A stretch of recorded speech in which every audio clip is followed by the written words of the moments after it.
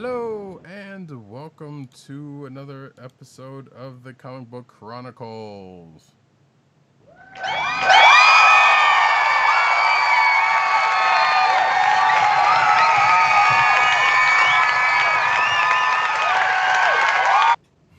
Extended applause tonight. Great. Thank you.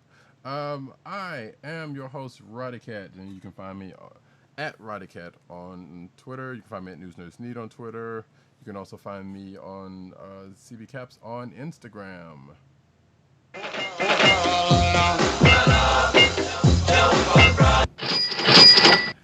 And as it has happened every week, the sound effect is being provided by none other than our man in Brooklyn, one agent underscore 70 on Twitter and Instagram.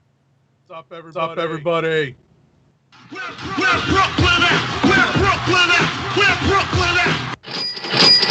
Yes, sir. And we are here with another fine episode of the Comic Book Chronicles, which you can find on the Coast of the Podcast Network. That's CSPN.us. Do it today.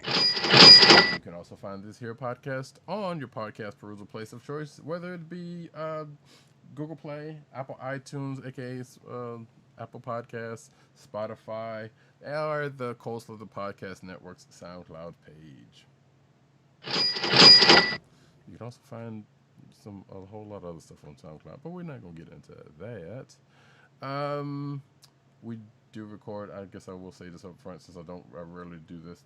Record every Thursday night, like 9:30ish p.m. on the Click Nation's YouTube channel. So if you're around, you can come check us out. If you're audio averse and likes video, hey, there you go. It's there for you. If you are vice versa, then we understand, because the audio comes out like a day or two later on the Coastal Podcast Network's page and other places. All right, and make sure to click subscribe and give us 5-star reviews. Just wanted to add that. Yes, absolutely. Yes. Yeah, do that if you feel inclined to. All right, folks. We got a good one tonight. Not that we don't, any other time. But we're going to get into the topic in a little bit. But first, as I move some things around, we're going to get into the news.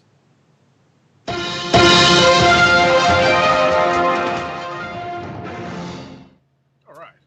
And as we do every week about this time, especially when we're doing event-type books, we start off with the cinematic news.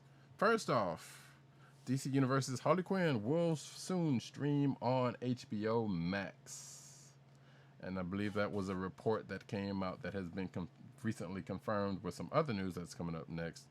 So Doom Patrol is not going to be the only DC Universe, or seemingly will not be the only DC Universe show on HBO Max. It says seasons 1 and 2, which are already out on DC Universe, are going to be on there later this summer. So if you got HBO Max and been waiting to check that out, go for it. And apparently Harley Quinn also airs on TBS, which I did not know. I didn't know that either. Yeah. So, and it looks like, season 2 of Doom Patrol debuted on HBO Max June 25th. Stargirl. Anyway. But yeah, there you go. Next up. Right. So in related news, DC Universe subscribers are going to have the chance to experience HBO Max at a discounted price. A new email sent out to DC Universe subscribers offers a subscription to HBO Max at the price of $4.99 a month, which is a discount from the regular price of a regular subscription to HBO Max of $14.99. The offer is only available for annual DC Universe subscribers. If DC Universe members cancel their subscription, they will have to pay the regular subscription price. I will be interested when this, when the reverse is possible, where a subscription to DC Universe is offered at a discount rate because you're already an HBO or HBO Max subscriber. I kind of wonder if that's actually going to happen. Like, you would think that's the way it should go, but like, as it says in the article, it's $15 for HBO Max, and it's $60 for DC Universe yearly. Now, it just so happens, I tried to take advantage of this, and I did actually take advantage, but because I got that email, and it just so happened that my HBO Max monthly had just ended, and for some strange reason, I was like, okay, well, this is a good time, and anyway, because of this happening, little did I know it was gonna, things kind of fell into place like it was. So I went ahead and did this, and I got the email, and it gives you a code, and you put in the code, and you got to make. So here's the thing: the couple things to look out for. If you already have an HBO Max, if you already had an HBO Max subscription, it won't fly. Mm-hmm. So or at least from what, sometimes they obfuscate some of the stuff, and it's kind of frustrating. But because I tried to go into the account that I already had, and it was like, well, there's no way to put in the code that you have to put in to get this price. So I was like, okay, fine, I'll make a new one. So I made a new one, did the thing, and then I got the email and it says, hey, you got this price. You basically got a 7-day free trial, and then the price kicks in for the $4.99 for the next 6 months. Which I'm sitting here like, well, wait a minute, that doesn't seem right if I'm a yearly DC Universe thing. And then they said it was going to kick back to $14.99 after that. Now that may or may not change, or that may be the case, because I do know my DC Universe subscription ends in December. Got it. So that's something to kind of, it may or may not be a problem, but that's something to look out for. But Understood. But everything else still is straight. So I went ahead and set it up, and it's still kind of the way it is. And they damn sure don't make it easy to cancel those subscriptions, and I really hate that. If you were trying to, because I was trying to cancel the other account, but it wasn't working. I mean, it wasn't, it wasn't updating anyway, so it doesn't matter. But anyway, that's out there, and it's paying $65 for both of those services is not terrible, but if it did go the other way around, and you were saying paying like $20 for both of them, that would be extra better. Right. So, but who knows if they'll actually do that or not. But then they would have to change DC Universe's subscription, because there's no way in the world that could go in reverse like that, Like DC Universe is $60, but HBO Max is $14, and then yeah, it's weird. Anyway, we'll move on. Wonder Woman 1984's Golden Armor designer reveals one of its abilities. And every time I see this picture, I am reminded of a Roadrunner cartoon where Wile E. Coyote, has the bat wings, basically has the bat suit on, and he's just like spreading them out. Right. No one can see me just actually trying to spread them out like that happened. But and apparently, according to this article, it says it's like the bat suit or anything, all small parts. So an armadillo like articulation means that the person can move and twist and turn, and it will return to its previous position. Having said that, it was not pleasant to wear, and no armor of any kind is pleasant to wear. This is what we're saying.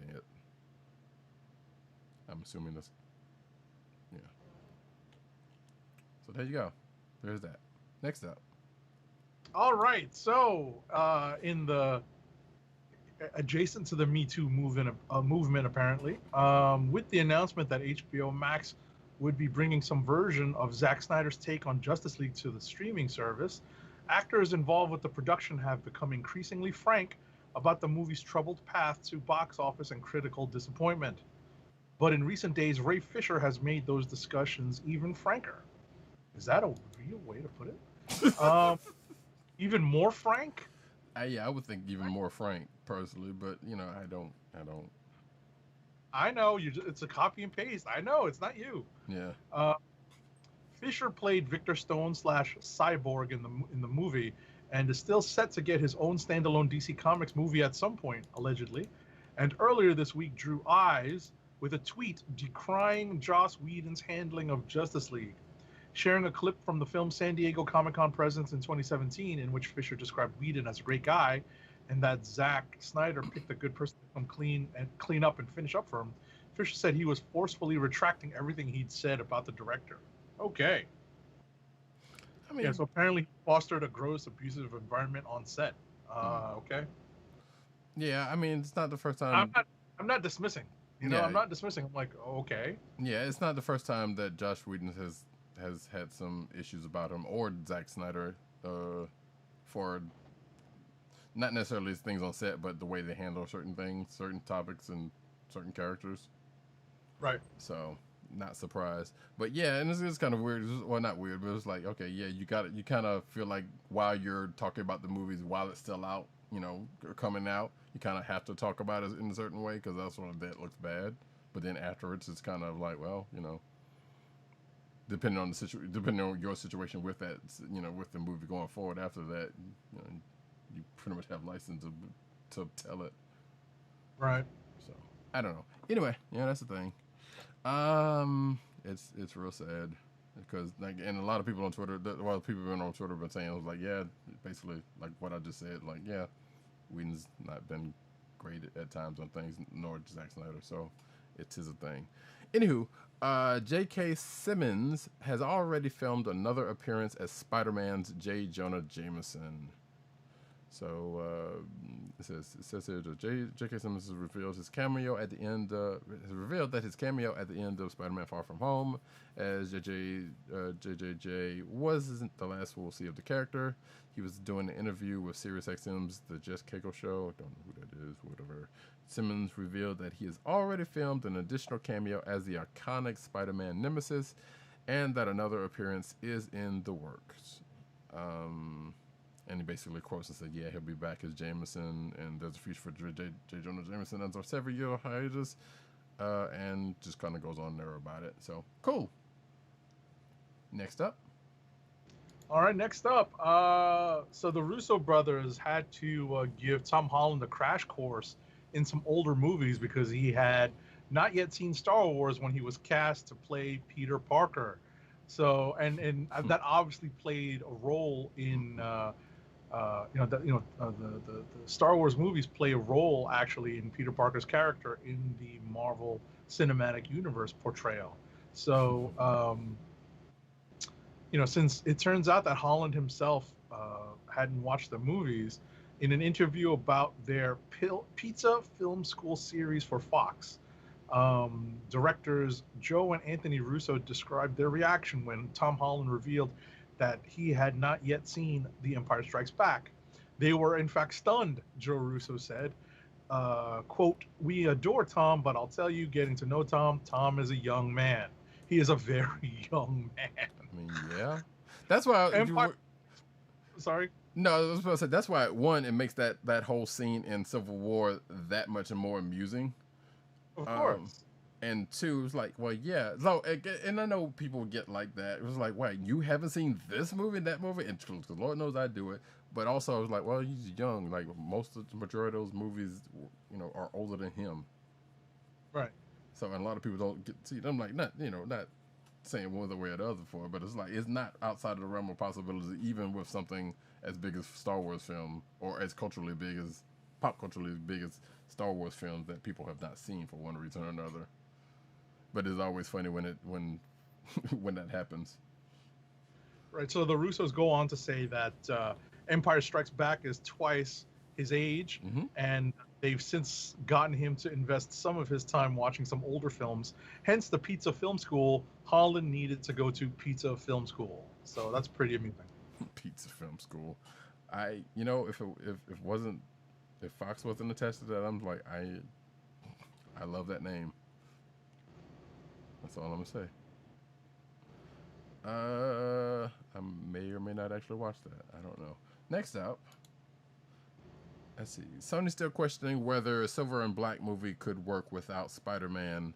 Director Gina Prince Bythewood reveals. So when I first saw this article on Twitter, I legit saw, and maybe that was either a typo or maybe that was just my old eyes, I could have sworn the title said Sony still questioning whether Silver and Black movie could work without director Gina Prince Bythewood. I did not see that part of Spider-Man part when I pulled this. So I was like, wait, what happened? But as it turns out, they were talking to the director. It says again. Yeah, while promoting her new project, The Old Guard, a Netflix movie about immortal beings who protect the Earth. Uh, Sounds like the Eternals. Wait, hold on. Games Radar asked Bryce Bythewood about the future of the Silver and Black movie during a roundtable discussion, and she says, "quote My honest answer is I don't know. I really love those characters. I really love having them together. I thought what we came up with was a really good, really organic way to have the two together. The world is changing so much because of the success of the Spider-Man films. There's a question: can you really have these films with Spider-Man not in them? Guess what? We've been asking that question since Venom. So, should he have at least some? And I apologize if y'all hear the background noise, but my notebook has no sense. That's always the question. I've taken 2 years off of that for Old Guard, so once that gets out into the world, I hope it's a success. And then I'll certainly go back and start talking with them again. So it sounds like they really haven't really done much about that movie outside of the fact that it's supposed to be a thing. So, yeah, there you go. Next. All right, so according to Into the Spider-Verse producer Christopher Miller, the upcoming sequel will be quite the looker. In a tweet shared on Wednesday, God, nobody knows what date it is anymore. I gotta apologize. The filmmaker said groundbreaking art techniques used to develop Into the Spider-Verse 2 will make the original movie look like it's quaint.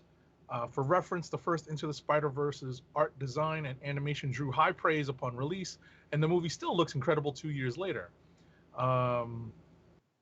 Okay, so yeah, hopefully it's it's going to be even better when it comes out. What, another year and a half from now? Yeah, I guess so. I'm like, Spider-Verse looks good and still looks good and continue with it. If they just continue to do that same style, another movie in that same style, I wouldn't be mad. But also, hey, technology moves on. So it's almost like he's saying it's going to blow your mind. Right, it's going to break the internet, a la Joe Quesada. Yeah. So hey, as long as it's not a step backwards, I'm for it. Next up, Ryan Reynolds crashes X-Men cast reunion, and Hugh Jackman's not happy about it apparently. We were talking about this right before the show started. Yeah, ladies, we were. And so I'll let you take go on with the story, and we can talk about it when you're done. So so according to this article, it has definitely been 20 years since the original X-Men movie has been in the theaters. The cast of the original X-Men movie had gotten together for a charity stream, and there's been a lot of reunion streams lately. So this is not the first one. But yeah, a lot of the characters basically got together. So it was Halle Berry, Sir Patrick Stewart, Famke Janssen, Hugh Jackman, James McAvoy, Sophie Turner. McAvoy came later, but okay, sure. And Sophie Turner, I think it came later. Yeah. So, but basically it was an X-Men cast party. So they I guess are bridging up the two trilogies. Well, one trilogy and a trilogy and a half, whatever. But regardless. According to this article, knock knock, the troublemaking Reynolds says as he enters the online party, which was a Zoom thing, of course, much to Hugh Jackman Wolverine's annoyance. And he says, "Whoa, miss so many stars," and it looks like Ian McKellen bounced out immediately. And then other people were like, I got to go do a thing, and then got off the call, leaving only Ryan Reynolds and Hugh Jackman. And apparently Hugh Jackman supposedly looked visibly annoyed by the fact that he came in. I haven't seen the video myself, so I don't know, but apparently it says here, the clip ends with Reynolds and Jackman, who have had a funny feud online for some time, even making its way into the Deadpool movies, the only ones left zooming, which of course makes the whole thing an X-Men Origins reunion, and another final guest appears. Whatever that means. So I guess somebody else might have popped up. I don't know. So yeah, that was the thing that happened. Now this, I said before the show started, like this article says something about the reunion was staged. And like that is poor wording. It was like, okay, it wasn't. They made it sound like, no, this was something that was just put on. Like, oh, it was a whole act, as opposed to just being something for, you know, that was a charity thing. Maybe arranged is the word that they're looking for, right? Exactly. But staged, I'm like, really? But yeah, it says it was to raise money for Global Gold Unite for Our Future, which celebrates the real world heroes fighting the pandemic. So, oh yeah, and then it goes into the other reunions that have happened recently, like the Ferris Bueller one and the Back to the Future one, and of course the Lord of the Rings one that we've already talked about. I was the best one. It's the only one I've really watched, but that was so good. The Lord of the Rings one, I still haven't watched it yet. Oh, it's so good. It's so good. Yeah, I actually felt for Liv Tyler. It felt like she was really, and when you watch it, I'm not really spoiling anything. It felt like she was so happy to see everybody that like when everybody was logging off because their time was up, like she's like genuinely sad that it was ending. Oh. And you know she's not the best actress in the world, so you know it's genuine. I don't even mean to give her the backhanded compliment. I'm just saying I could actually genuinely tell that she was honestly very sad that it was over. Right. That their time together was over. And that was it felt very genuine and heartfelt. Right. Which I guess, which makes sense. Like if you haven't seen that whole group or a group of those folks in a while, then that makes sense. Well, and especially if you had a good chemistry with them and good time with them, that makes sense. Right. I was going to say she doesn't do that much acting anymore, so it's true. It's probably a case of like really fond memories from they filmed all three of those movies back to back, so that's like a big chunk of each actor's life. Right. Exactly. Especially the main cast, especially the main cast who are in each movie. Mm-hmm. So. Yeah. But anyway, but you folks go check those out for yourselves on you click the links to the articles which in the article which has all of that. Next up. Absolutely. Next up, a fan film entitled Play for Keeps takes a darker look at the X-Men universe, particularly where Gambit and Rogue are concerned. The film opens with the Raging Cajun pulling off a heist before he's intercepted by Illyana Rasputin, aka Magic. Illyana takes Gambit to a poker game what is she doing? Hosted by arms dealer Nicky Lanero, Eric Roberts, who he robbed years ago. To force Gambit into playing, Lanero has kidnapped a Rogue and hooked her up to a machine that sends painful shocks coursing through her body if she uses his powers. Okay.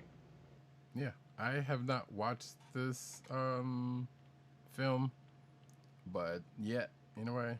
But I'm gonna check it out, and I'm checking it out mainly because if somebody's doing Gambit, you got to see if they're gonna do the voice, or more important, what the accent is going to be like. Yeah, is it going to be that bad, or is it actually going to be is it actually going to be just a relatively authentic accent for what it's supposed to be? But we'll see. I don't know. I'll let you know. Next up, bust out a celebratory Domino's pizza. Lord, pretend y'all didn't hear that. Auto-playing videos, folks. I love me some pizza, and no, this ain't it, folks.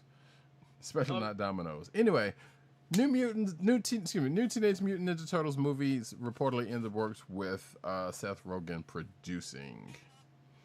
They're lean, they're green, they're heading back to the big screen, according to this article. The Teenage Mutant Ninja Turtles are getting another movie, the 7th for the franchise. The new movie will be animated, much like 2007's TMNT, and has some interesting names attached. The news comes from The Wrap, which notes Seth Rogen's production company, Point Grey Pictures, is teaming up with Nickelodeon and Paramount Pictures for the new take on the franchise. The film will be produced by Rogen, Evan Goldberg, and James Weaver, and there's some other people attached. We don't need to go through all of that. So yeah, sounds like there's another.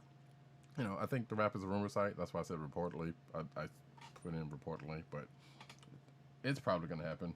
The Turtles are big enough to keep going. So next up.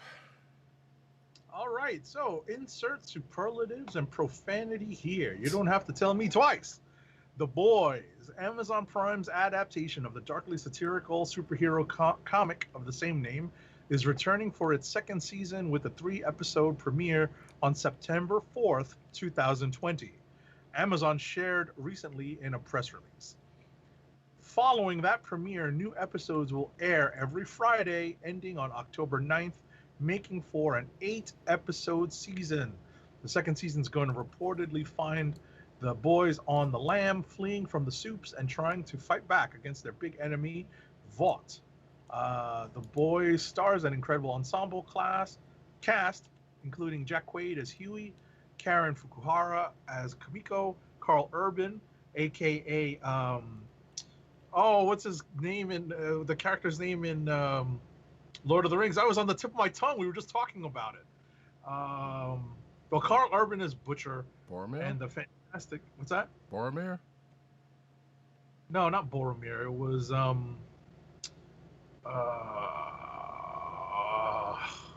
dang it! I'm gonna have to check that out. I'm so embarrassed now that I don't know it. It's fine. He's a chameleon.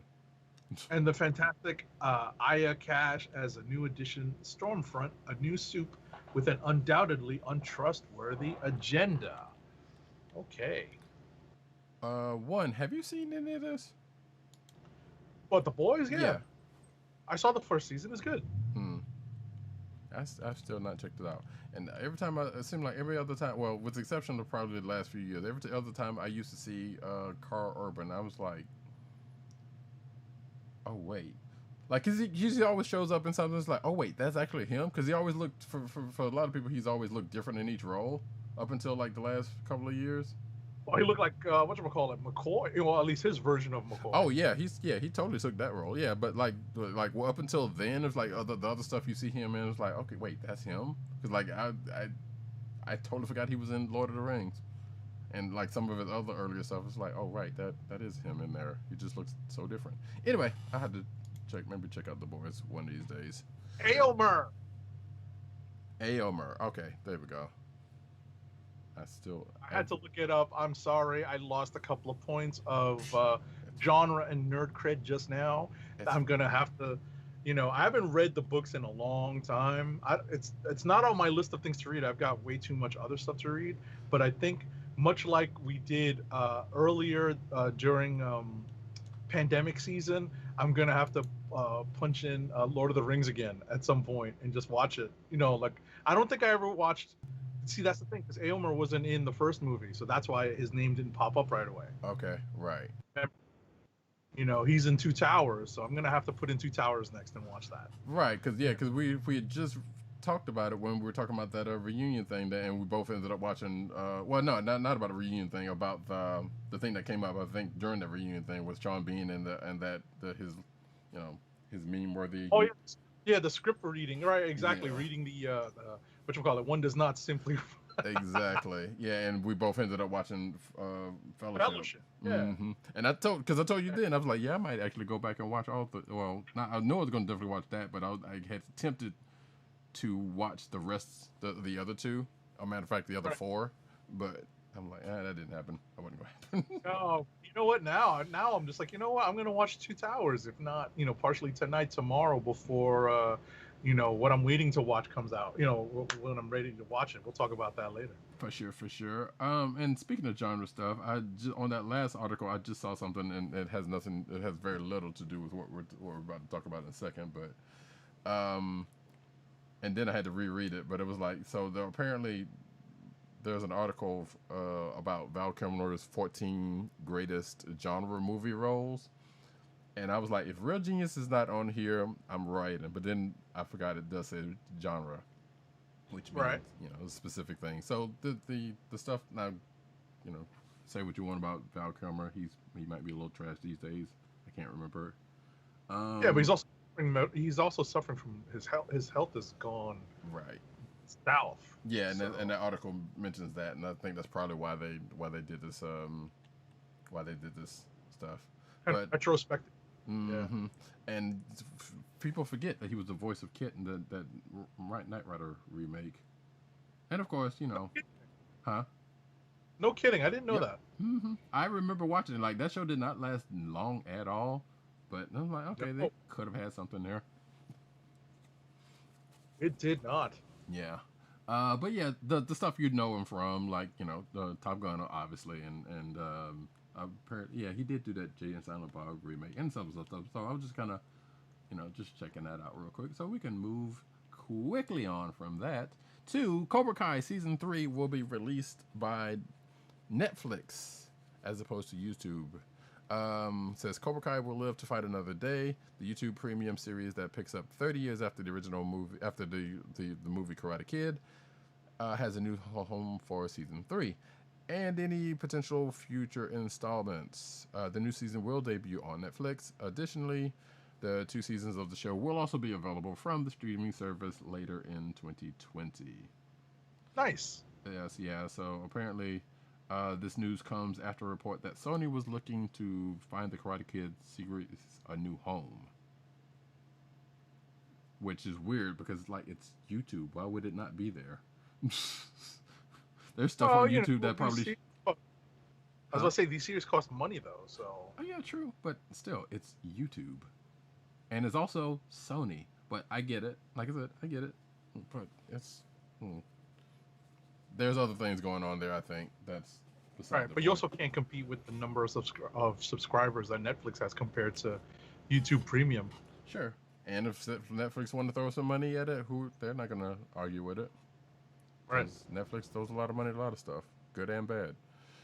Next up, in our last bit of news on the cinematic front, Deadline has learned from sources on the ground in Sydney, Australia, that Disney Marvel's Shang-Chi and the Legend of the Ten Rings is looking to restart filming later this month at Fox Studios. The Destin Daniel Cretton directed film is in prep now, and their Sydney source says that Marvel is taking careful steps. The movie began filming back in February. The pick is expected to kick off next summer's box office on May 7, 2020, which is why I'm wearing the Shang-Chi t-shirt tonight to celebrate. Let me put you on here, like boop. All right, there we go. Now people can see it. Wearing the Shang-Chi t-shirt tonight to celebrate the fact that the movie is back or is ready to get back into production at the end of this month. So, be glad to have that come along. Word. Nice. That shot I set up should have been working right, but it wasn't. I don't know why it doesn't. Anyway, that's cool. Well, I am hoping everybody involved with the production stays safe. That is the main thing. All we can do. Yeah, I mean, because let's face it, the news about COVID the COVID ain't going away like we've said anytime soon, and things are kind of trying to start back up way earlier than it probably should. To the most the expected results, especially here in South Carolina, where the numbers have been rising. So yeah. Yep. Anywho, we'll transition then. Yep. We're now getting into the comic book news. I will tell you that, hey, this the clickbait section is there in our show notes, and you should go check it out because there's some stuff in there that you might be interested in, including one I'm hoping to bring up later when we're talking about our topic. But for now, return to Sean Murphy's Batman White Knight with Harley Quinn spinoff this October. So DC plans a return to the universe of Sean Murphy's Batman White Knight in a new Harley Quinn spinoff series launching this October. Murphy will co-write the series with his wife, Katana Collins. That's a good name. With artist Matteo Scalero and colorist Dave Stewart rounding out the core team. So basically, I believe it's the same team that was on the original 2 miniseries. Apparently, the book inadvertently appeared in a Diamond print catalog, but not the solicitation sent to the press, with DC informing retailers this week of the error and their plans. And it is called Batman White Knight Presents Harley Quinn #1. And it will be solicited in August's DC Connect #3 for October. So, cool. You can see the cover right there. I enjoyed. I know there are people who don't like Elseworlds Batman series. I think this is the one that's actually pretty great. Like that last miniseries kind of had a couple of dips in it, but it was actually still pretty good. So check that out. Next up, Writer Jeff Johns has announced that the third volume of his and artist Gary Frank's Batman Earth 1 Volume 3 was completed in June, and they're now waiting to hear when DC plans on releasing it. The third volume is finished, Johns told art agent David Macho in his YouTube show Diálogos de Comic, hat tip to Leyendas del Multiverso DC. Gary finished it up a week or two ago, so it's done. So whenever DC decides to release it, he finished the script a while ago. This was originally announced to debut in 2018. The third volume of Batman Earth 1 by Johns and Frank was postponed so the duo could work on the DC Universe Rebirth one-shot and the 12-issue series Doomsday Clock, which we both know, and we all know in our listening and viewing audience, took forever. 2 actual whole years to finish up for a 12-issue series. That is insane. It actually ended the end of the very end of last year. I did lose my bet. True, but I did lose my bet that the series would not stretch into. Well, you know, I bet that it would stretch into 2020, and it did finish, like what, a week before. Yeah, it was like at the very last, if not the week. Yeah, it was actually the last week of last year. But when that happened, I'm like, that was totally ridiculous. Anywho's, Batman Gotham Knights proves Red Hood and Nightwing are perfect partners. I guess this is a spoiler for Batman Gotham Knights number 11, which is out.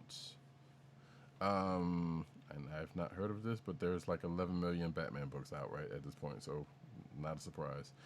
Even though the Bat family goes on missions together all the time, Nightwing and Red Hood don't usually spend a lot of time together. I mean, there's reasons for that. Even though both were Batman's first Robins, that's not. Anyway, their attitudes couldn't be more different. Unlike Batman, Grayson is a relatively heavy hero who's worn the Batman's cape and cowl and operates in a disciplined manner, and we all know how Jason Todd is and his subsequent death and all that stuff. We don't have to go through that. But apparently this article postulates that they're good for each other for some reason, even despite being... This is basically, it feels like a buddy cop mentality going on here. You know, Red Hood's the bad cop, Nightwing's the good cop. You know, it's Tango and Cash, folk. It's Tango and Cash. Which is not a bad movie. It's not a great movie, but hey, watch Tango and Cash. That's all I'm gonna say. Next up, some spoilery news here. How Masters of the Multiverse made, spoiler alert, the best He-Man ever. So apparently in He-Man and the Masters of the Multiverse, a plethora of He-Men enter the battlefield to save all reality from anti-He-Man, the villain corrupted by Grayskull's power and looking to spread anti-truth. I love it. This would allow him and the Dark Gods to reshape reality, but luckily, the arrival of the He-Force Legion, oh my goodness, in the nexus of all realms, oh, they're pulling from everything, helps to negate this. However, it's the presence of the best He-Man ever in the final issue that really saves the day. What's shocking, what's shocking is this hero isn't even a Prince Adam by nature. He's actually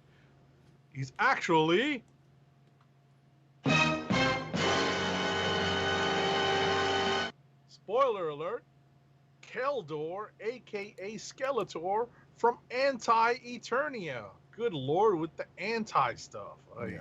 So he's basically he's basically the actual, he's quote unquote the good Skeletor, and he's also the kind of the good guy of that universe, with which anti-human. So I've been reading that. I think I'm fairly certain I've mentioned this. Now, granted, because they have actually made Keldor the focus of that whole series, so it's not surprising that it ended up happening. And I don't remember reading. I'm fairly certain I didn't read the last issue, but it's not surprising where that was going with what I knew and read already. But I enjoyed it, so it was all right. Next up, sad news. New sexual misconduct allegations surface against Scott Lobdell. Speaking of Red Hood, actually, Scott Lobdell announced that he was departing Red Hood and Outlaws, and almost immediately after this post, new sexual misconduct allegations surface. Coincidence? Probably not. Let's see. Yes, Scott Lobdell announced that he was stepping away from Red Hood and the Outlaws. Almost immediately after, like I said, that happened. Creators Tess Fowler and Alex DeCampi have both shared new allegations against Lobdell on Twitter, with with Fowler, who's battling cancer apparently, recalling how Lobdell was quote unquote helping her get a start in comics when she was younger. And you can see the tweet yourself as to what she said if you're watching the video. And she basically says, "I hope this means he leaves the industry for good." So, yeah, and then of course there's the other tweet from Alex DeCampi that is also in here. So, yeah. These things are still happening, folks. Next up. So, Hellboy creator Mike Mignola issued a statement following Shauna Gore's sexual assault allegations against Scott Alley. His letter comes after he and Dark Horse Comics announced they are cutting ties with the former editor. Mignola began his statement by going back to the beginning of his working relationship with Alley, who was supposed to only edit only one of Mignola's comics. However, Mignola enjoyed working with Alley, and the two began a professional partnership that would last 25 years. Mignola stated that he was aware of Alley's drunken incidents from the beginning, but wrote them off as jokes. In 2015, he spoke to Alley about them and believed that he was getting help for his drinking problem. However, the incidents continued and Mignola did not act. The truth, of course, is that after a very long and very productive working relationship, I did not want to believe there was anything more to these stories, he wrote. I was blind because I wanted to be blind. And that's on me, and it's something I have to live with. Which is honestly, that's the thing that happens more often than people will admit to. I'm not. I'm not saying one way or the other about Yeah, we're not saying it's good or bad. We're just But we're saying that happens way more often, especially lately, because there's been a lot more allegations in a lot more places, and there are people that rise up that saying, well, he was nice to me, which is not doesn't mean that nothing's going on, or actually see things that's going on. I mean, there could be stuff we could see and we're blind to. We don't know. Or there isn't, whatever the case may be. But right. The case is that that's the thing that is a real thing that actually happens. It's sad that it does, though. But it does happen. Next up, there's no good transition away from that, so sadly. Rocksteady is reportedly making a Suicide Squad game. So Rocksteady, the makers of the Arkham Asylum series, if you play video games, you know them, or most of them, at least the core ones. There was one that wasn't made by it. There was a couple that wasn't made by Rocksteady. Regardless, Batman Arkham developer Rocksteady is reportedly working on the Suicide Squad game, and I'm going to report here that we're also reportedly making a Superman game, which apparently has never happened. So take all of this with a grain of salt. New domains related to Suicide Squad surfaced over the weekend as some site or some user spotted. The first, registered June 16, is simply Suicide Squad game. The second, more descriptive domain, was registered on the 17th.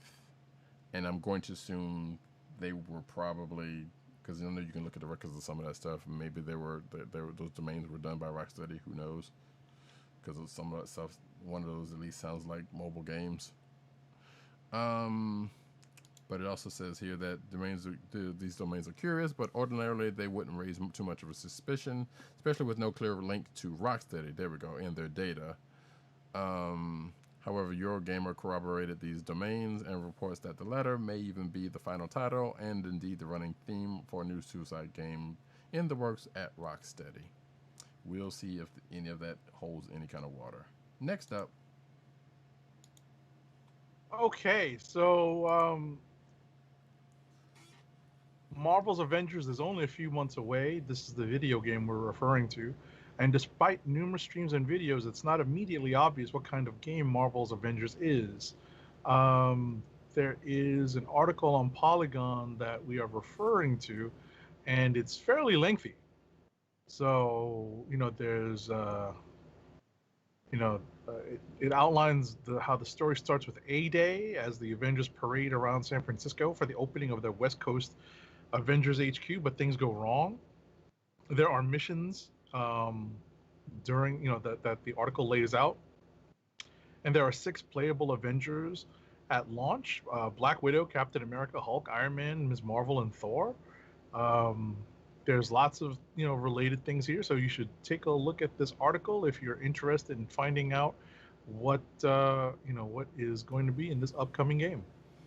Yeah, it's sometimes Polygon's articles can be a great bit in depth, for good or for ill, but they get the job done most times. But yeah, like I said, check this out, and yeah, they're saying that this game looks to be more Destiny-like. So if you're like me, have played some Destiny, you kind of sort of where they're going with that with some of this, especially after you read what it says. Next, and I'm like, what's that? All I have to say is What? Excuse me, I burped it. I'm like, what's a Destiny? What? That's the non-gamer side of the show. Speaking of, folks, but that's okay. When he gets that PS5 though, and starts playing that Miles game, and finds out that Destiny is free to play, and so free-ish to play anyway. But yeah, that's the thing. You will hear more about that game in the coming months. Rest assured. Next up, LEGO has a new line of buildable pop art posters featuring Iron Man, Darth Vader, and the Beatles. Excuse me. LEGO's next line of sets offer builders multiple ways to recreate pop culture icons, including Darth Maul and Marilyn Monroe. LEGO Art is a lineup of portrait creations designed for adult builders.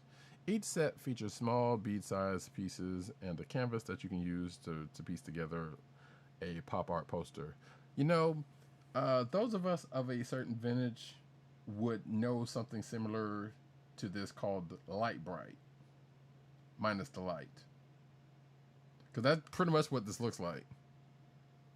Except for it's like full-size posters, whatever. But regardless, there are 4 sets currently in the LEGO Art lineup. Andy Warhol's Marilyn Monroe, portraits of the members of the Beatles, a set featuring various versions of Iron Man's suit, and a Star Wars set based on popular villains. They look good. I mean, some of this looks like kind of like ASCII art. Looks good. I probably would never do it because that means I have to put the stuff together, and that's a whole lot of pieces, sounds like. So that's the thing. Go for it. What's up?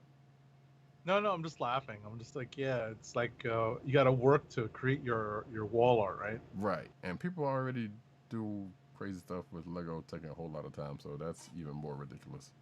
Probably less scaled, but still. Next up. All right, last week, Hasbro teased a crossover event that was 35 years in the making. Great Scott! This week, the figure was revealed with Transformers and Back to the Future coming together for the film's 35th anniversary. This will give fans their very own Autobot DeLorean Gigawatt. It's a great name. Gigawatt is a perfect name for such an iconic combination of these two franchises. Of course. The Transformer is going to be packed with amazing detail and even some Easter eggs, from accessories like the electricity conducting pole from Back to the Future Part 1 and the garage fuel compactor that we see in Back to the Future Part 2. The DeLorean's doors will be able to be opened and closed as well.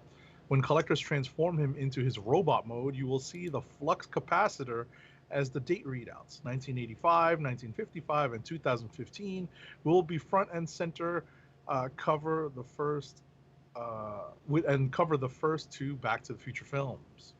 I like the look of it. I did. I do too, and I'm surprised. I feel like one or two things are definitely going to happen from this. There's going to be a crossover comic book where this bot appears, and two, they need Has to it do there already? not as far as I know. Transformers and Back to the Future have never crossed over. No. Okay. As far as I know, if it happened, then I never read it. But and two, they probably need to do the train from 3. Oh, and 3, folks who are watch this program know that yes, I am very much looking to see if I can get this. Pre-order. Well, I gotta see if I got the money for it. One, but let's see. No price has been detailed for this figure, but the Transformers times back to okay, set to go on sale pre-order sometime. So it's so the pre-order is already out. You can go do that. Let's see if we find a price for this bad boy real quick. And apparently the link they have in the article goes to a Walmart link, which is not good. Boo, Walmart. I don't care if you heard me, Walmart. Boo, Walmart. Oh, wait, and here we go. I was told absolutely right. In addition to the collectible figure from IDW comes Transformers Back to the Future / Back to the Future, the 4-part comic book series. The first issue is being revealed today along with the story synopsis. So there you go. I knew it. I didn't even read the article all the way through. So apparently Marty McFly just returned home to Hill Valley in 1985, and everything's looked up until Marty and his friend Doc Brown's time machine attracts the attention of the Decepticons. With one small mistake, Marty finds himself thrust into adventure to stop the Decepticon plot in the past, present, and future, all with the help of a new time machine, the Autobot Gigawatt. So, yeah, doesn't sound like too far away from that last Transformers Ghostbusters one. And I would assume there's going to be some other Autobots and Decepticons, obviously, that show up here. But yeah, there you go. It was, like I said, without even reading the article all the way through, it was inevitable. And yes, I am looking to get this figure. Because I still hadn't gotten that Ectotron one. But that's a whole nother situation. Next up, it's you. You got this one. Oh, okay. Outlawed. Everything we know so far about Marvel's teen-centric sequel. So, Outlawed has pretty much already started, and the crux of the article is basically getting people caught up to date with what's been going on since the title started. Like, it was pretty much one of the last titles to come out before COVID kind of stopped things. So, if I'm not mistaken, issue 1 kind of came out like right when things were kind of shutting down, or it had pretty much stopped. So this article is, and I still hadn't caught up with it, by the way, so I'm not even going to go too much farther into this. But basically, it gets people caught up with everything that has come out up until then, since then, and I'm not sure what it goes to. And I think it actually goes into stuff that's not even out yet. So if you're interested in that, and it seems to be relatively spoiler-free, I think, actually, that might not actually be true. That doesn't appear to be true. But they kind of gloss over stuff, looks like. But anyway, regardless, it kind of goes through some stuff. And if you care to check it out, you do. Because I know we will be talking about some of this stuff when it comes up. Next up. All right. So apparently 21 planned Empire tie-in issues are no longer part of the event, according to a new Marvel checklist. Roddykat opines that they all went to Sword of X, or Sword of 10. Or 10 of Swords. Exactly. Marvel Comics has unveiled a new checklist for its upcoming summer event, Empire, to comic book retailers, including a rundown of all the issues and tie-in series planned for July through September, the planned span of Empire. What's in the list has already been known, but what's absent is the story.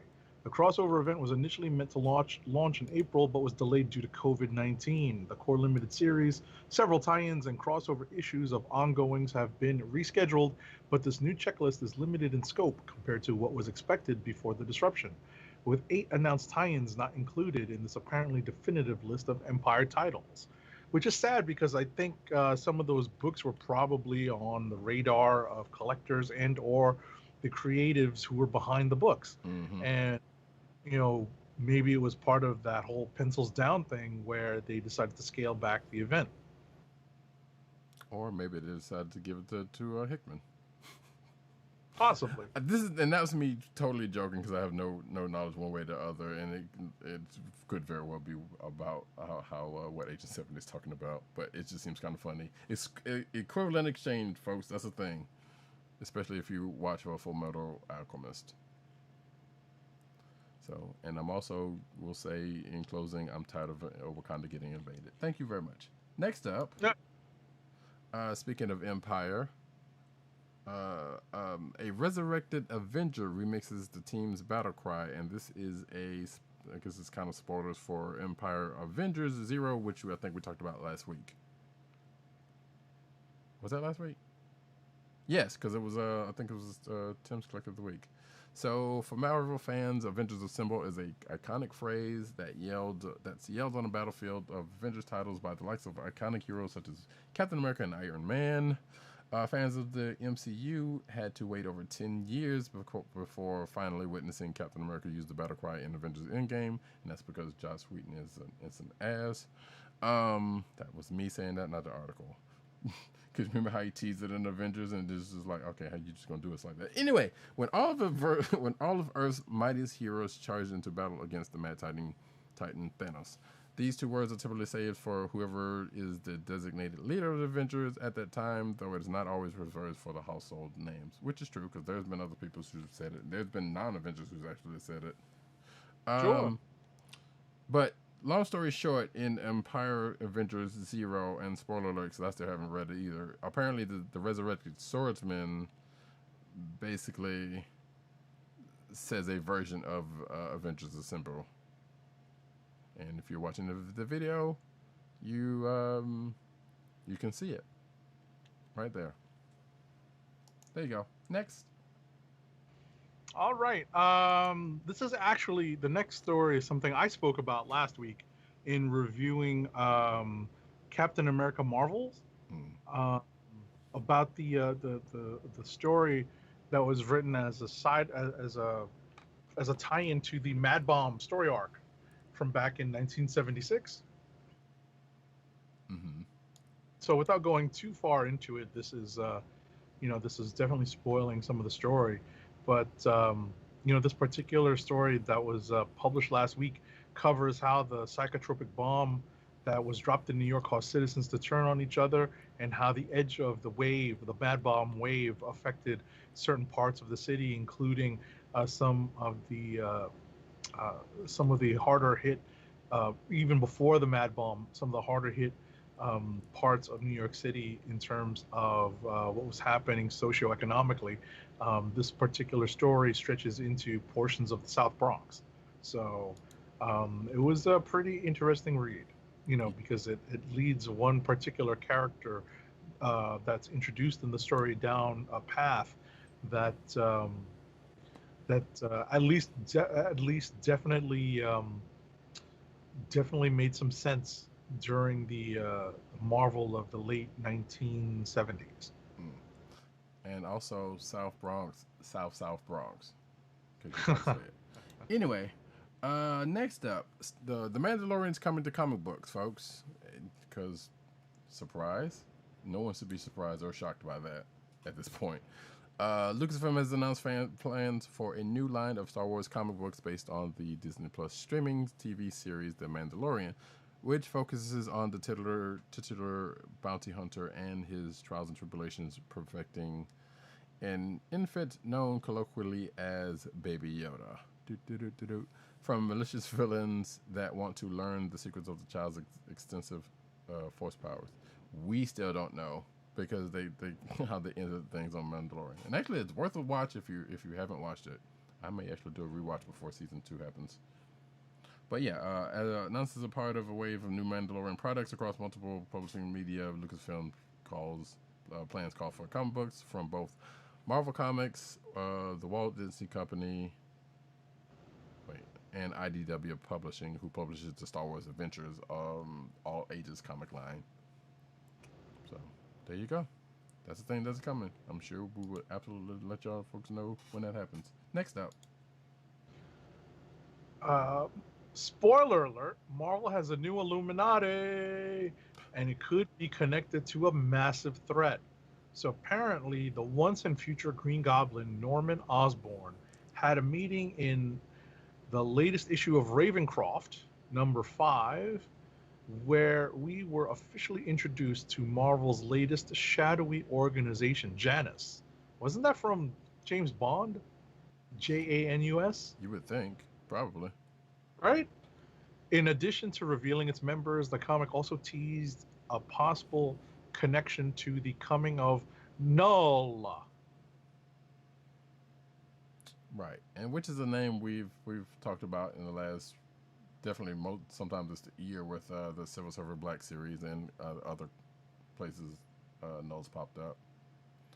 So the names on this Illuminati is somewhat notable in certain cases. So it is G.W. Bridge. I have no idea who that is. Malcolm Cole. X-Force. X-Force? That's right, X-Force. He used to be an agent of S.H.I.E.L.D., G.W. Bridge. Okay. Which makes at least one other name on here makes some sense. Countess Valentina Allegra de Fontaine, who I thought was dead. Yes, I thought she was dead too. Yeah. So that's a whole thing. James McDonald Hudson. No kidding. Yep. Monica Rappaccini, who has been seen more, who I think is a way more recent character. She's with AIM, and I know she was in whatchamacallit when Bobby DaCosta took over AIM, right? That is correct. That's where I think that's where she got started from, and then she ended up. I think she's popped up in a couple of different places, including like that Unstoppable Wasp series. And last but not least, Madam Viper. So, yeah, and of course, Norman Osborn. So yeah, that's. I haven't read that. I think I've read like an issue of that Ravencourt series because I have no idea where it's supposed to be going or what it has that much to do with outside of it being Marvel's Arkham. Right. But whether that's actually supposed to be something far-reaching sounds like I guess it might be. And I feel like there's another Secret Invasion coming for some reason because Osborn is involved. But hey, we're just gonna hope that's not the case. Next up, Alien versus Predator versus Iron Man. Marvel Comics acquires 2 iconic sci-fi franchises. So yeah, Marvel now has the Alien and the Predator franchises, which means stay tuned for crossovers with the Avengers versus Aliens, or the Predator, or something like that, or the Fantastic Four versus the Predator. Or no, wait, hold on. The X-Men versus the Aliens, and then the Avengers versus the Predator. How about that? That sounds plausible, right? Maybe. Right. Because whatchamacallit, the aliens are like the Brood. Yeah. Or it could be, they could do a Guardians thing. Who knows? But anyway, the Alien and Predator franchises have been a mainstay, I wouldn't say that, in the comic book industry for decades. And now they both have a new... I think that's a pretty solid statement right there from, They've been around, yeah. Mainstay, though? I mean, mainstay of the Dark Horse public line. Well, yeah, but most of what they do is licensed stuff, or most of the stuff that they've kind of known for is the licensed stuff between them and like IDW, or Anyway, but yeah, now they have a new home. IDW can exclusively reveal that Marvel Comics has acquired the rights to both of those things that we just said, paving the way for a new line of comics set in the cinematic sci-fi universe. While Marvel isn't ready to reveal specific titles or creative teams yet, we can debut a pair of incredible teaser images drawn by Batman artist David Finch. First up, here's Finch's take on Alien's Big Chap Xenomorph. And if you're watching the video, you can see that. And that totally looks like, I'm going to say because of that Walkman, there's definitely a Guardians of the Galaxy reference in there. And of course this one with the Predator holding Iron Man's helmet. I did not see these pictures beforehand, so... No kidding. Yeah. And on top of the Avengers Tower, looks like, I assume. So yeah, there you go. And then of course there's some other, that's some other stuff. But yeah, there you go. prepare for that. I was about to say Onslaught, but we don't want to bring up Onslaught ever. Next up. Oh no. Anyway, Valiant Entertainment's comic books took a hiatus due to the effects of COVID-19, but its flagship title Bloodshot is returning September 16th, and arguably Valiant's other flagship hero, Exo Man of War, will be guest starring in the issue. Okay, that's cool. Yeah, sure, that's the thing. Cool. Next up, folks, we have very little. We don't see that many Valiant books, or much less talk about them. I think I may have talked about recently Quantum Witty, and that's been going on. I still haven't talked about it, but regardless, that's whatever. Steve Orlando sets the stage for 3 new creator-owned series. Writer Steve Orlando, doggone autoplaying. If anybody knows of an extension that stops autoplaying videos, please let me know. Thank you, please. I can probably do that research myself, but nothing's come up. Writer Steve Orlando has announced a new creator-owned superhero title coming this fall of this year. Though details including the series title are still sparse, the story focuses on a superhero team called Crisis Command. The wildest superheroes you've ever seen from me, Orlando said in his tweet announcing Crisis Command. An idea a minute, and it's just the beginning. And this is an original, folks, he said in a follow-up. The gloves and the rules are no more. Feels like this is pretty much what they said when the Ultimate Universe happened, and then that kind of turned the corner a couple of years later. But this is it. Creator-owned, benefit of the doubt, all of that. Let's see. Orlando promises a full series announcement, including a color version of the character concept art by David Tinto, seen above, to come later. So yeah, and if you did not know, yeah, Steve Orlando has worked with a lot of DC stuff, including Midnighter, Martian Manhunter, Wonder Woman, and Justice League. Next up. All right, last but not least, from July 15th through September 9th, Diamond Comics is going to release a handful of titles from the original free comic book day slate each week to participating stores. While all comic book stores won't have every book, we're taking a week-by-week look at the tentative release schedule for these titles. Okay. So, yeah, there you go. Huzzah. And yeah, it looks like starting next week, I'm guessing, is when some of the stuff is kicking off. It says, yeah, July 15th. So, hopefully we will be talking about that next week in some sort of way, shape, or form. Folks, that is it for the news. Before we transition into the topic of the night, let us get into an ad read. Our first ad of the night is for Funko, Fun at First Sight. Your home for exclusive collectibles such as their world-famous pop vinyl bobbleheads, apparel including t-shirts, hats, and socks, and brand merchandise such as their custom DIY pop figures, art books, and skateboards. And now the listeners of the Comic Book Chronicles can enjoy 10% off your entire purchase when shopping at Funko. To place your first order with 10% off, and to help keep our show free for you, go to our network website at cspn.us. That's cspn.us. Then click on the Keep Our Podcast Free link at the top of the page. From there, scroll down to the Funko link and place your order. When you get to the checkout, put in the offer code SHOP10 for your 10% off discount. Funko through cspn.us. Do it today.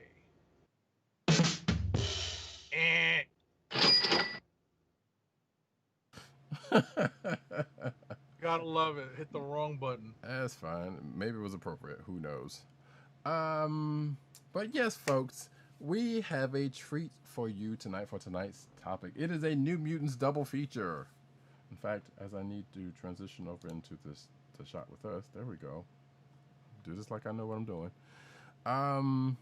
We're doing 2 topics. The first of which is the 1992 original graphic novel, The New Mutants, by Chris Claremont. You said 1992? I'm sorry, 1982. What am I doing? My apologies. Thank you. Thank you.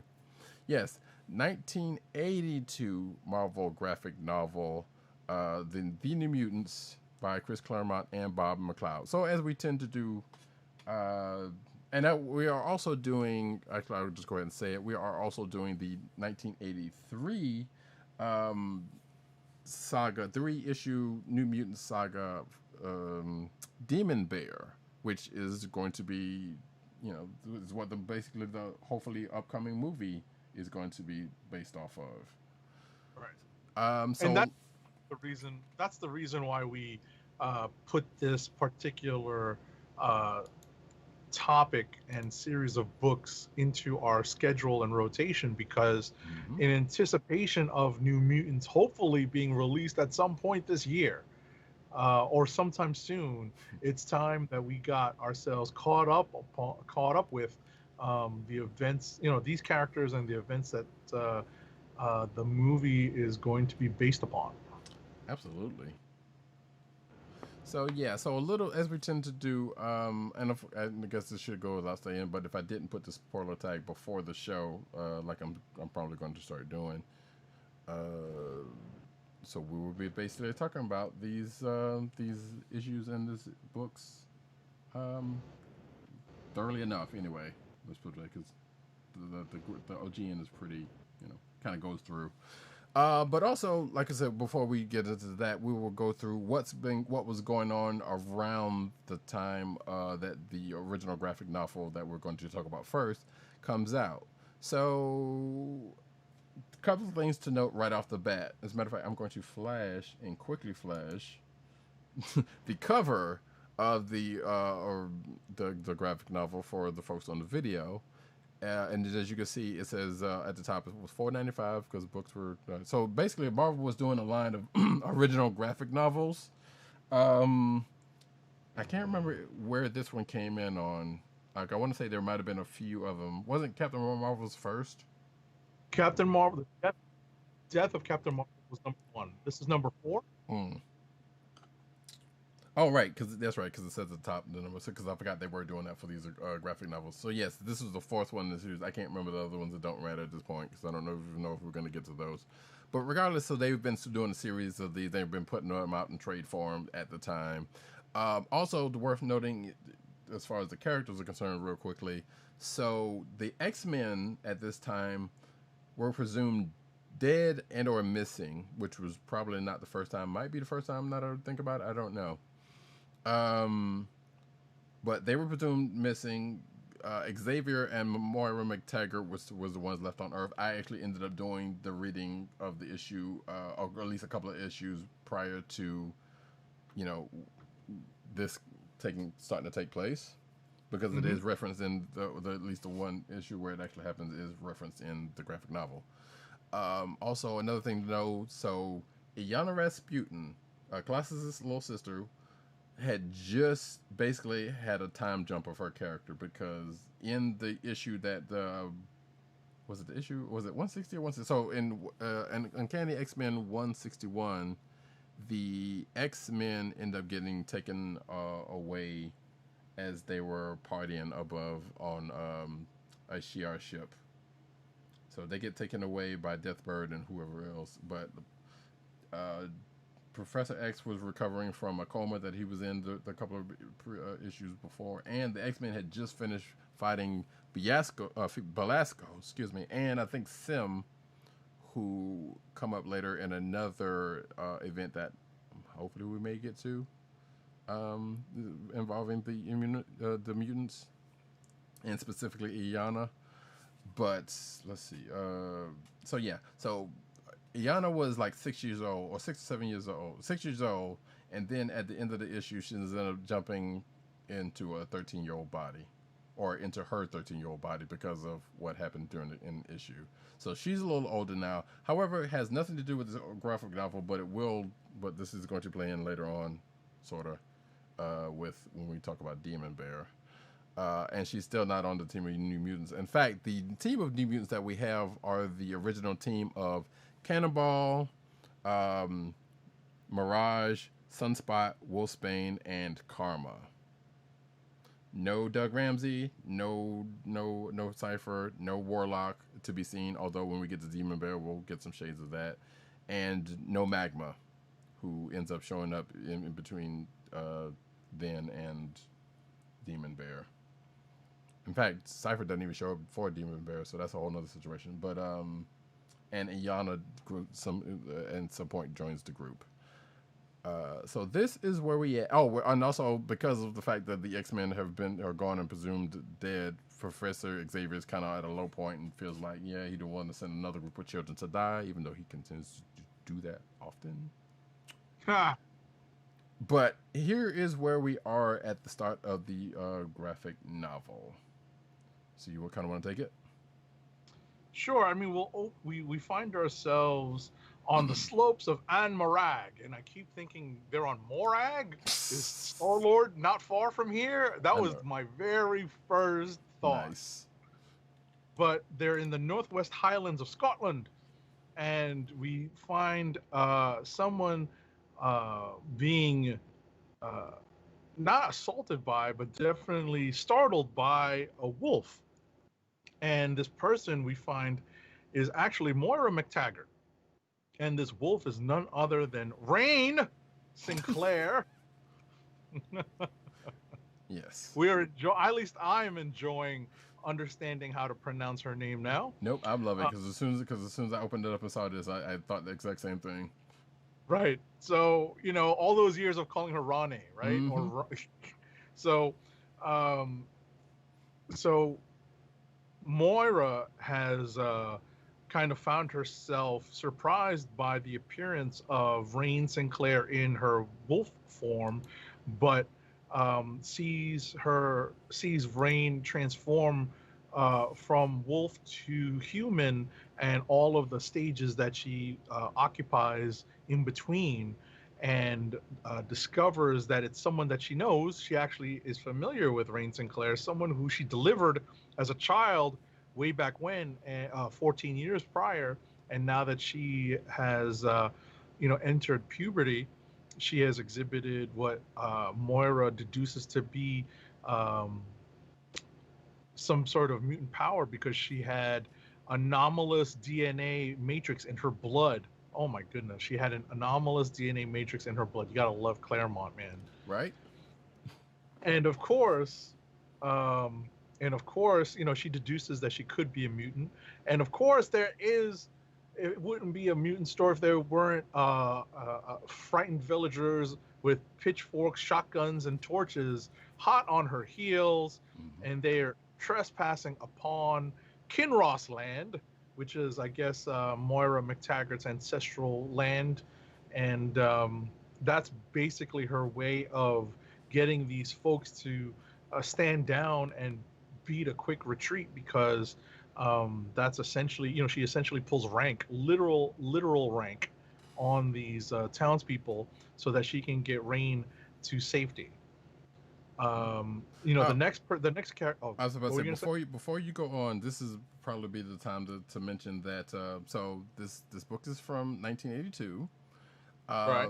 And around the time, probably up until the last, I don't know when this started, but the Marvel's kind of not shied away from showing certain things, or kind of sort of addressing certain topics. Right. And as we will see going into this next bit that Agent 7 is about to talk about, you'll see what I'm talking about. Oh, sure. Well, this is also a thing that Claremont did. Yes. He definitely put this up front, as part of his stories in the X universe, the X universe, the corner of the Marvel universe wherein the X characters resided. Mm-hmm. So next we flash to Rio de Janeiro, Brazil, where we find ourselves in the middle of, I guess it's a junior high school or high school. I guess high school. I'm not sure. High school soccer match between it's a championship match between the Thunderbolts of the Villar School and their arch rivals, the Dynamos. And one member of the Thunderbolts of the Villar School is one Roberto da Costa, who is who's a goal scorer. Despite his slightly diminutive height, he is a goal scorer on the soccer/football field. Um, Roberto, aka Bobby DaCosta's father, is in the stands, as well as his noticeably blonde girlfriend, Juliana Sandoval. But in the midst of this game, Bobby takes a couple of hard hits, which should have been called as fouls, but for whatever reason, Bobby thinks he's gotten screwed, even though Well, from no, the Bobby stands. was absolutely getting screwed. What's that? Bobby was absolutely getting screwed. Right. What's funny is that sometimes fouls can be so perfectly committed that it doesn't look like it's anything bad. Right. So that's what's implied here. So Bobby takes things into his own hands, and goes after one of the players that fouled him, but he finds himself on the losing end of a couple of quick punches. But what ends up happening is, as Bobby's on the ground, he manifests his mutant power for the first time, powers up, turns into a living embodiment of Kirby Crackle, and chucks the boy who was punching him out, chucks him halfway across the field, and basically starts a mini panic, because everyone's looking at him like, who is this dude who looks like Kirby Crackle? Everyone is frightened. Bobby's father can't get to him, but Juliana Sandoval does, and she makes it to him. His nascent power basically burns itself out, and he collapses. In the interim, we find out that he has been targeted by someone with ruffles under his jacket. So before you go any further, so the whole thing with Bobby and this other person was also perpetrated by because as the guy that was hitting Bobby, was beating him up, this an issue of race came into play, because basically it says here, Sure. so we don't want to leave that out. He basically says, like, yeah, I may be thrown out of the game, but at least I'll still have the satisfaction of beating you to a pulp. Your father's wealth can't change the color of your skin. You're still black, an animal masquerading as a human being. So, racist. There is Chris Claremont front and center. Mm-hmm. So, and then that's when the rest of that happens. So there was definitely, Well, I was about to say there's race and class involved. Yes. It's funny that well, I was actually going to mention that as we tie into our next character introduction. Mm-hmm. So where we went from the opening scene with a character who is familiar to fans of the X-Men, to Rio de Janeiro, Brazil. I forgot to set the stage that this was in Rio de Janeiro, Brazil. Which actually reminds me. I wish we had that. I think you know where I'm going with this. That the audio clip of Vin Diesel from Fast and Furious. Oh, this is Brazil. Brazil. Oh my gosh. But anyway, continue. So next up, we find ourselves in Cameron County, Kentucky, and get we're introduced to one Sandy Guthrie, surprisingly age 16, going to work in the coal mines. And I can hear my audio bounce back to me. Yeah.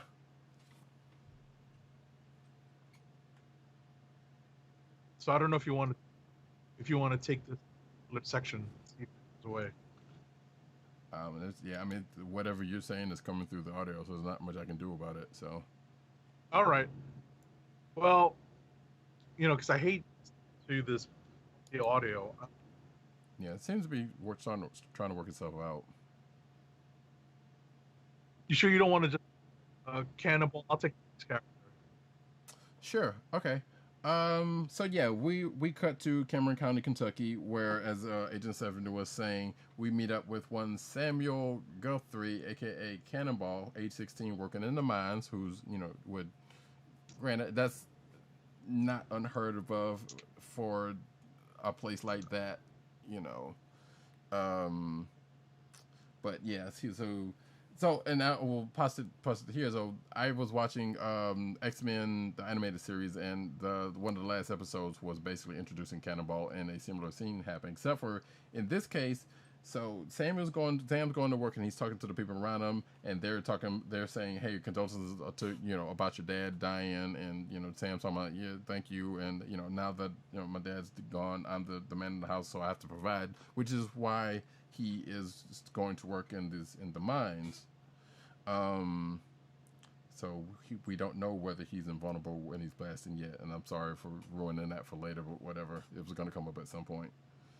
So he goes down into talking to one of his dad's friends and talking with the while they're working and trying to get acclimated to his work situation. And there's even some dialogue here about he's kind of resenting his dad for leaving him in the state when he's promising big and better things, but it is what it is, so he feels bad about even thinking that way.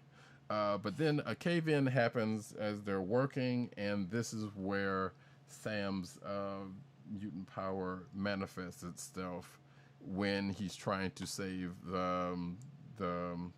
his co-worker from the mine, to which he does. So he and the other mine worker friend escapes because once again he's invulnerable while he's blasting. We don't want to ever forget that part.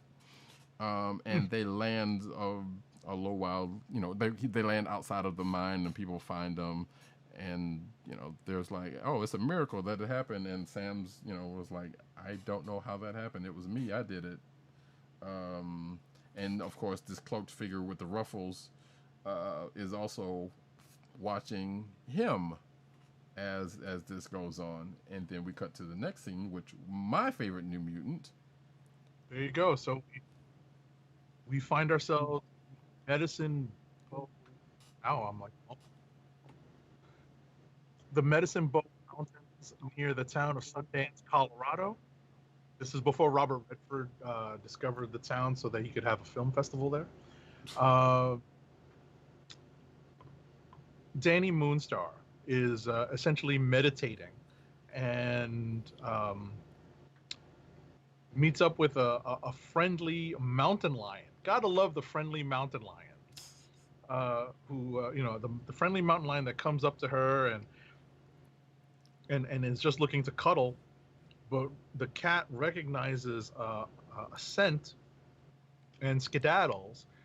But the scent that Ridge Runner, the mountain lion, senses is Danny's grandfather, Black Eagle. Black Eagle comes to Danny with a message saying that it's time for her to leave the mountains, and the thing is, he must know that she is a mutant, that she is exhibiting some abilities, and that he needs to send her someplace where to somewhere. He summoned a man, a teacher, who's going to help her use the gifts given by the Great Spirit, her powers of the mind, and this person has got a lot of gifts. He lives in New York. His name is Charles Xavier, and the next exchange, Claremont, man. This is the 80s after all. You might see this come up on CB Caps, either this one or another one that's about to come up. But yeah, you might see this panel on CB Caps. She exclaims, "A white?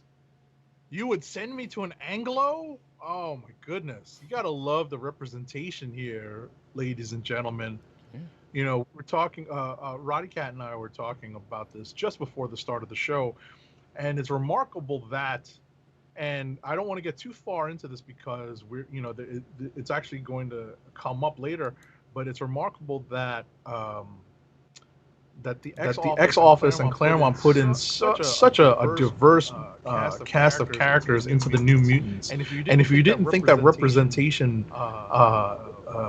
if you think that representation matters now, it definitely mattered back then in the early '80s. You know, pages of these comic books where where Danny Moonstar's Cheyenne. We have a black Brazilian boy in Sunspot, and we're going to be introduced to other characters who are from various. This is John Size X-Men 2.0, basically. Right. And proud and makes no bones about saying it anytime they can. So it's a lot of love about that. Like they don't shy away from saying, hey, look, I am who I am, and I'm not gonna be different. Anyway, absolutely. So in Danny's rage, her mutant power manifests itself, and an image that is possibly the greatest fear of Black Eagle comes up, and we see what that could be. And Danny summoned the dream shapes without thinking. So as a result of this particular outburst, she understands that maybe her grandfather's right, and that she should go to see Charles Xavier, and he basically says, "You have no choice. I command it." So she says she will obey. Of course, the figure with the ruffles, gotta love the ruffles, man. The figure with the ruffles is also watching, but we find out that it is in fact Donald Pierce, a human member of the Hellfire Club. On this very same page, we also find out that Donald Pierce is holding another member of the Hellfire Club hostage. Her name is Tessa. I believe she is. I don't think she's the Black Queen at this point. I think she's just a lower member. Right. Yeah, I'm not sure, but if I'm not mistaken, I could be wrong. I mean, that's we'll say it's right until we find out otherwise. Right. So, but in any event, Donald Pierce has Tessa hostage, and he is saying that he's going to take over the Hellfire Club and get rid of all the mutants and get rid of Sebastian Shaw, when his plan goes into effect. Soon after, we find ourselves later on in the evening, and Danny Moonstar is awoken by something happening, like a psychic scream or something. She jumps on her horse and goes charging towards the source of the disturbance, and finds her grandfather, Black Eagle, laying dead on the ground, and she swears vengeance. Because she knew that she saw that in her dreams.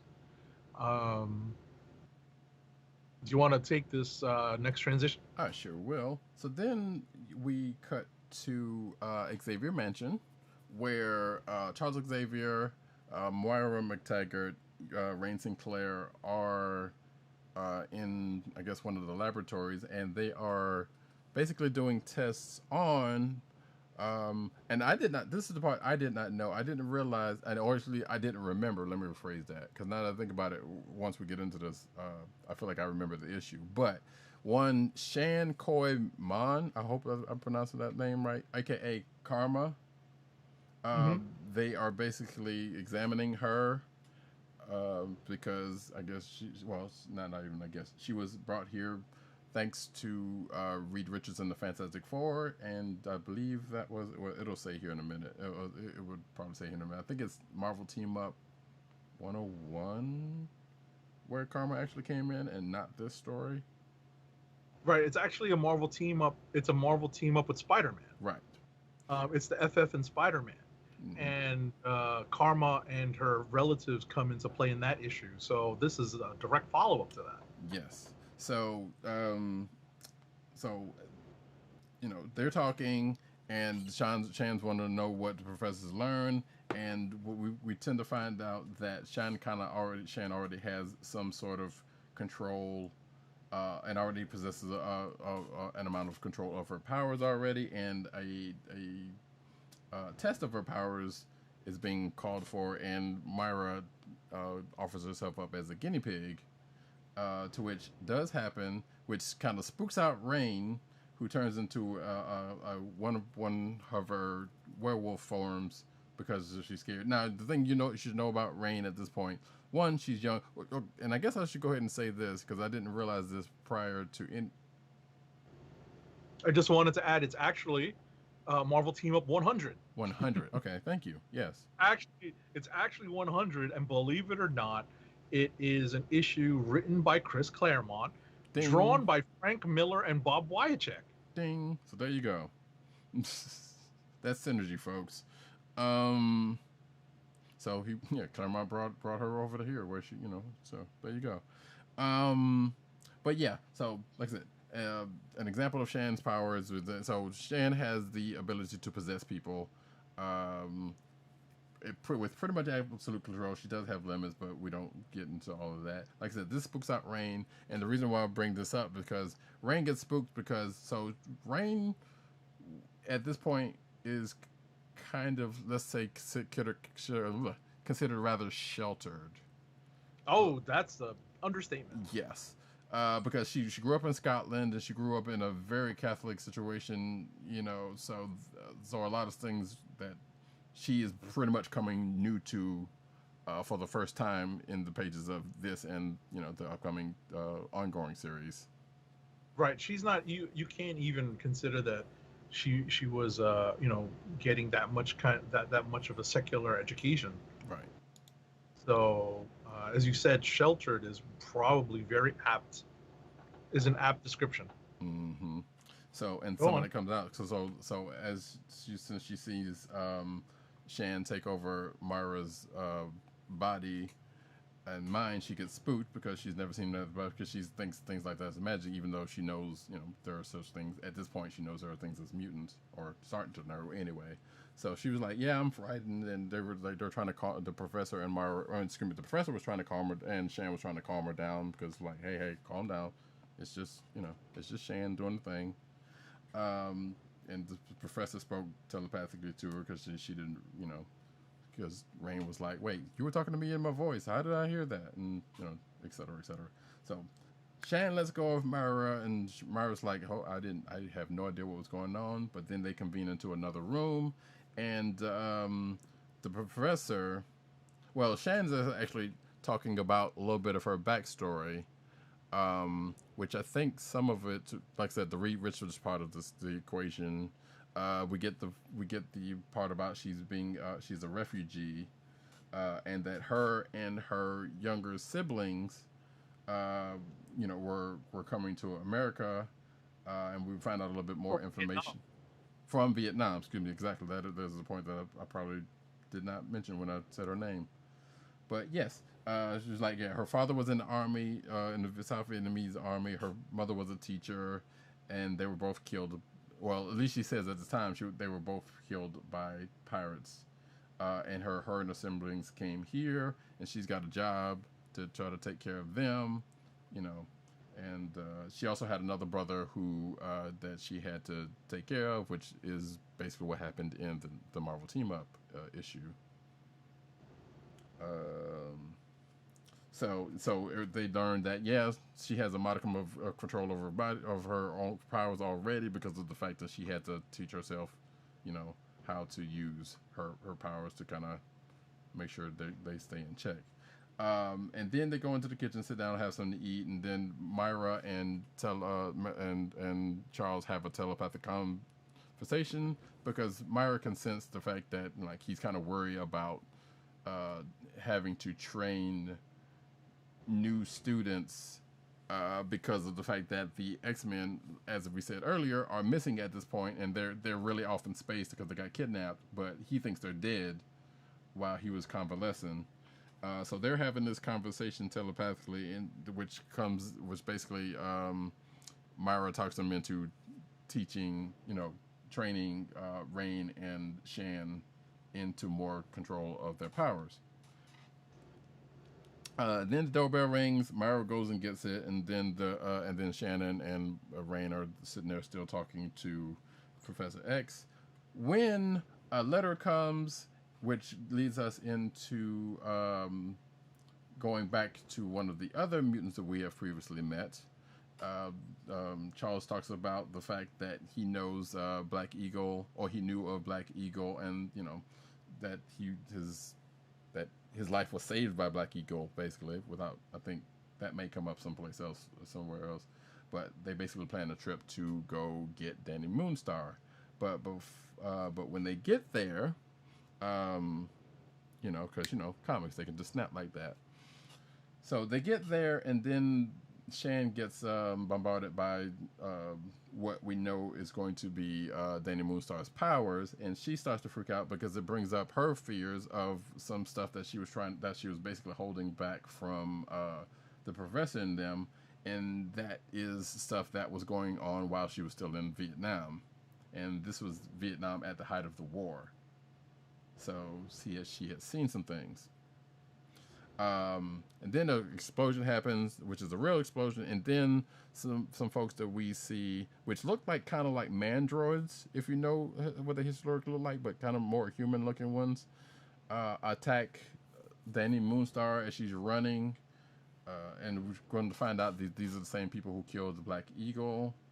And as much as I hate to say this next part, we say a hearty goodbye to Ridge Runner, who tries to help Danny Moonstar get away, but gets tossed off of a cliff by this armored person, and Ridge Runner dies. This armored person grabs Danny Moonstar, but then gets attacked psychically by Karma, or gets possessed by Karma, and who tells Danny that, hey, don't worry, we're here to help you, and that we're with Charles Xavier, and that we're here to help you. So Danny's like, oh, Xavier is the person that I was told by my grandfather, and then it's like, wait, these people killed my grandfather. This is not gonna stand. And the professor stops her by psychically telling her, no, don't do it, because we're all after the same thing, and come with us if you want to live. He didn't say that like that, but I'll just put that in there. And then Danny, in true to form, which we don't see that much of later, was like, hey, a lot good of your promises. You basically was like, look, I don't need nothing from you. Leave me alone. I will get revenge on my own time. And you can't help me. So Xavier's sitting there trying to explain the fact that, yeah, you know what, calm down. I'm just here to help. We can help you get, better training and whatnot. And just come with us. Then we come to find out she's hurt, and Shan kind of takes a look at her, because she has. I need nothing from you, white man. Leave my hills. Leave me. There it is. Like I said, gotta love. You gotta love. Yeah, exactly. You gotta love Danny for this. Like I said. But yeah, and you forget how progressive Claremont was in these issues. Yes, exactly, because a lot of this that we're hearing about, that we're seeing from Danny, a lot of other creators don't keep up with, or have not kept up with. Right. Exactly. So, but yeah, Shan tends to Danny's wounds that she got while trying to run away from the armored dude, which I don't think we ever got a name of who these were, but we kind of find out who he's working for later. And Danny's like, you want me an explanation? And it's like, yeah, I bet I'll do that, because I owe your father my life, because apparently he knew not only Danny's grandfather, but the father also, who I believe was the one who saved the life, not the grandfather. Right. And then he goes on to explain that, yes, Donald Pierce that is the one that's after her, and that they're going to try to get to the bottom of it, but they got to go take care of get a couple of other students that he's been seeking, namely Sam and Roberto. But now they realize they have to split up, because now that they know Donald Pierce is after all of them, they got to kind of split up to go after him. So Danny breaks out a knife and is like, nope, this dude's got to die. The professor stops him and talks her down. And Danny's like, fine, I will help you until I can get my revenge. Matter of fact, she was like, "Yeah, Pierce is mine. Y'all do what y'all want, but I got Pierce." Again, Danny Moonstar, folks, love her. So then this cuts to the next day in Rio, where Myra and the girls are in the hotel room, and then they get busted in by the police. Myra gets smacked and gets handcuffed, and Shan and Danny were going to do something, and Myra kind of gave Shan the symbol of like, "No, don't do something. I got this." Shan does possess one of the cops, to help her out so that they can escape in a little bit, which they do, but Myra doesn't. And Myra basically tells them to go find Roberto while she deals with the cops.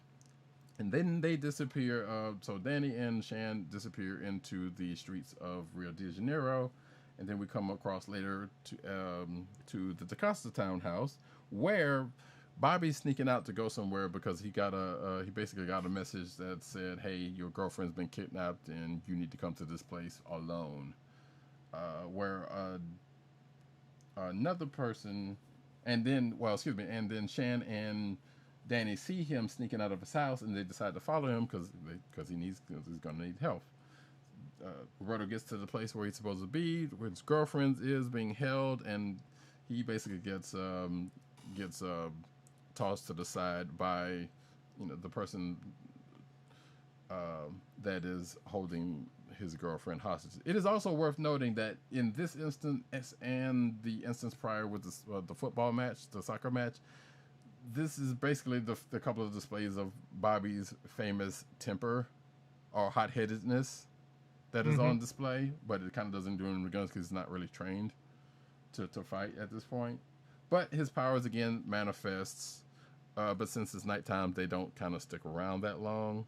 So he makes an effort to try to subdue his captors, but gets taken down because again it's nighttime. He doesn't have full control of his powers or had much. A full charge. He doesn't have a full charge. Exactly, was what I was about to say. But he makes a good effort up until a certain point until his powers give out.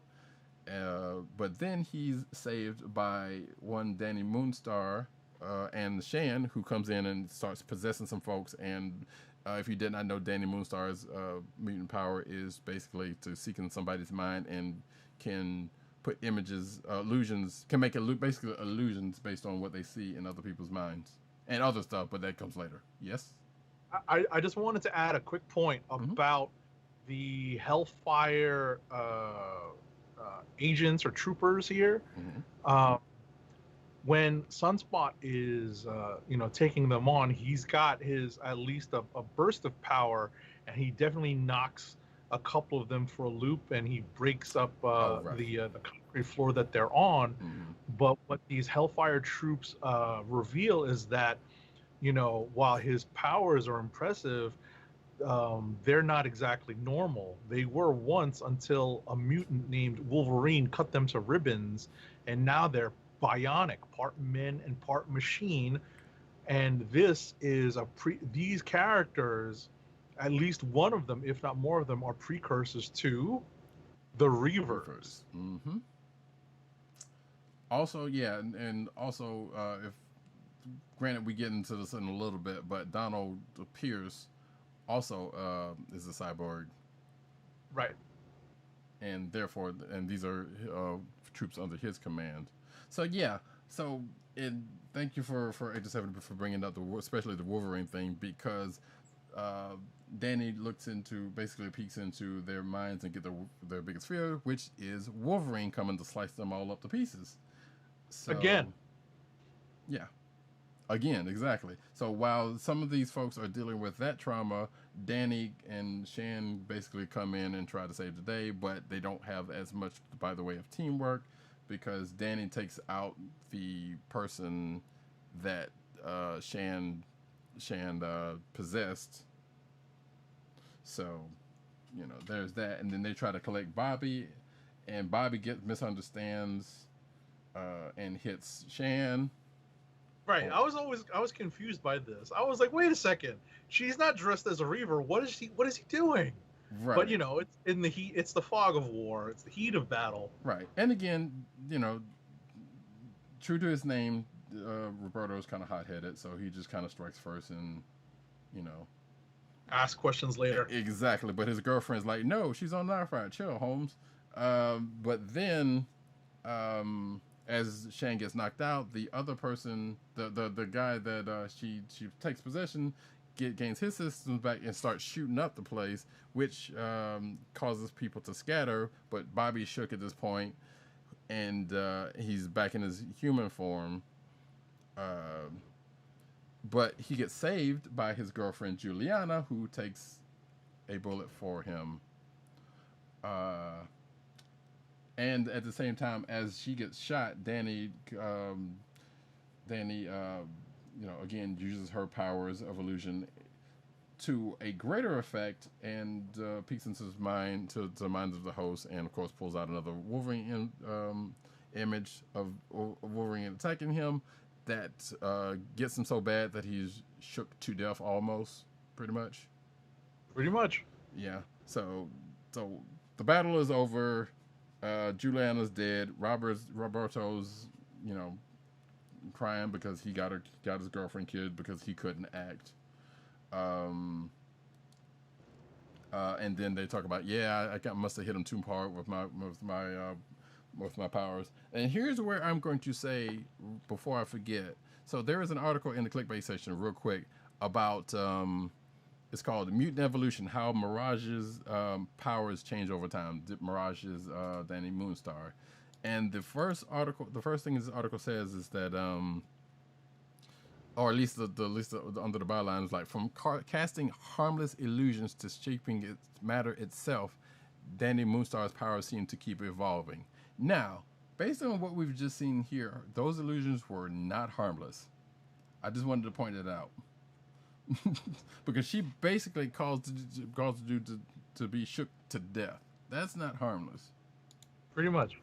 Anyway, so continue to the story. So basically, so the girls and Robert are talking, basically get Roberto up to speed. And he's like, yep, fine, we're going to find whoever this is and make him pay. And then it cuts to the professor and Rain in Kentucky, where the professor's driving a modified Yes, I was going to Jeep. mention, exactly. This is the part I was going to mention. The professor is basically driving a Jeep. I'm sitting here like, he doesn't have the use of his legs. How is he doing this? Now, granted, yes, this could be a properly fitted Jeep that takes care of all of that. But the fact is, it was like, when you first see this, it's like, he does, how? He could also be doing it telepathically because he's got those powers. So there's any number of explanations, but when you're first seeing this, it's like, what in the world? And obviously, Rain's too young to drive, so there you go. But they get attacked by a person in a Hellfire uniform that is blasting, hint, hint, and who rams into the Jeep and knocks it over. Rain ends up turning into a werewolf form while the professor is still in the Jeep because he can't get out. But Cannonball, aka Sam, after seeing what he does, pulls the professor away from the Jeep, and the professor is unconscious at this point, while Rain in her wolf form, is watching this. And then we see another couple of Hellfire Club members come and basically tells Sam that, hey, you did your job, and because Sam's sitting there asking questions like, well, why'd you have me attack him? Like, look, this is boss's order. You do your job. Keep it moving. They load him into the helicopter, fly away. Meanwhile, like I said, Wolfsbane's, aka Rain, is watching all of this. She transforms and tries to follow because she picked up the scent, and showing off some display of her mutant powers. As she jumps over a high gate and tries to get past some guards and some dogs, changing from form to form. She finds out where the professor is, but she's like, well, there's not much I'm not sure what I could do without, the professor getting hurt. But she's listening to Donald Pierce basically tell his henchmen what he's going to do to the professor while she's listening to this. And then we see the rest of the what we will know to be the New Mutants show up, aka Danny and Roberto and Shan show up, and who talk to Danny, who has a rapport with Rain in her wolf forms, speaks to her telepathically and says that, hey, we're here to help, and pretty much gets her up to speed as to what they're planning on to do.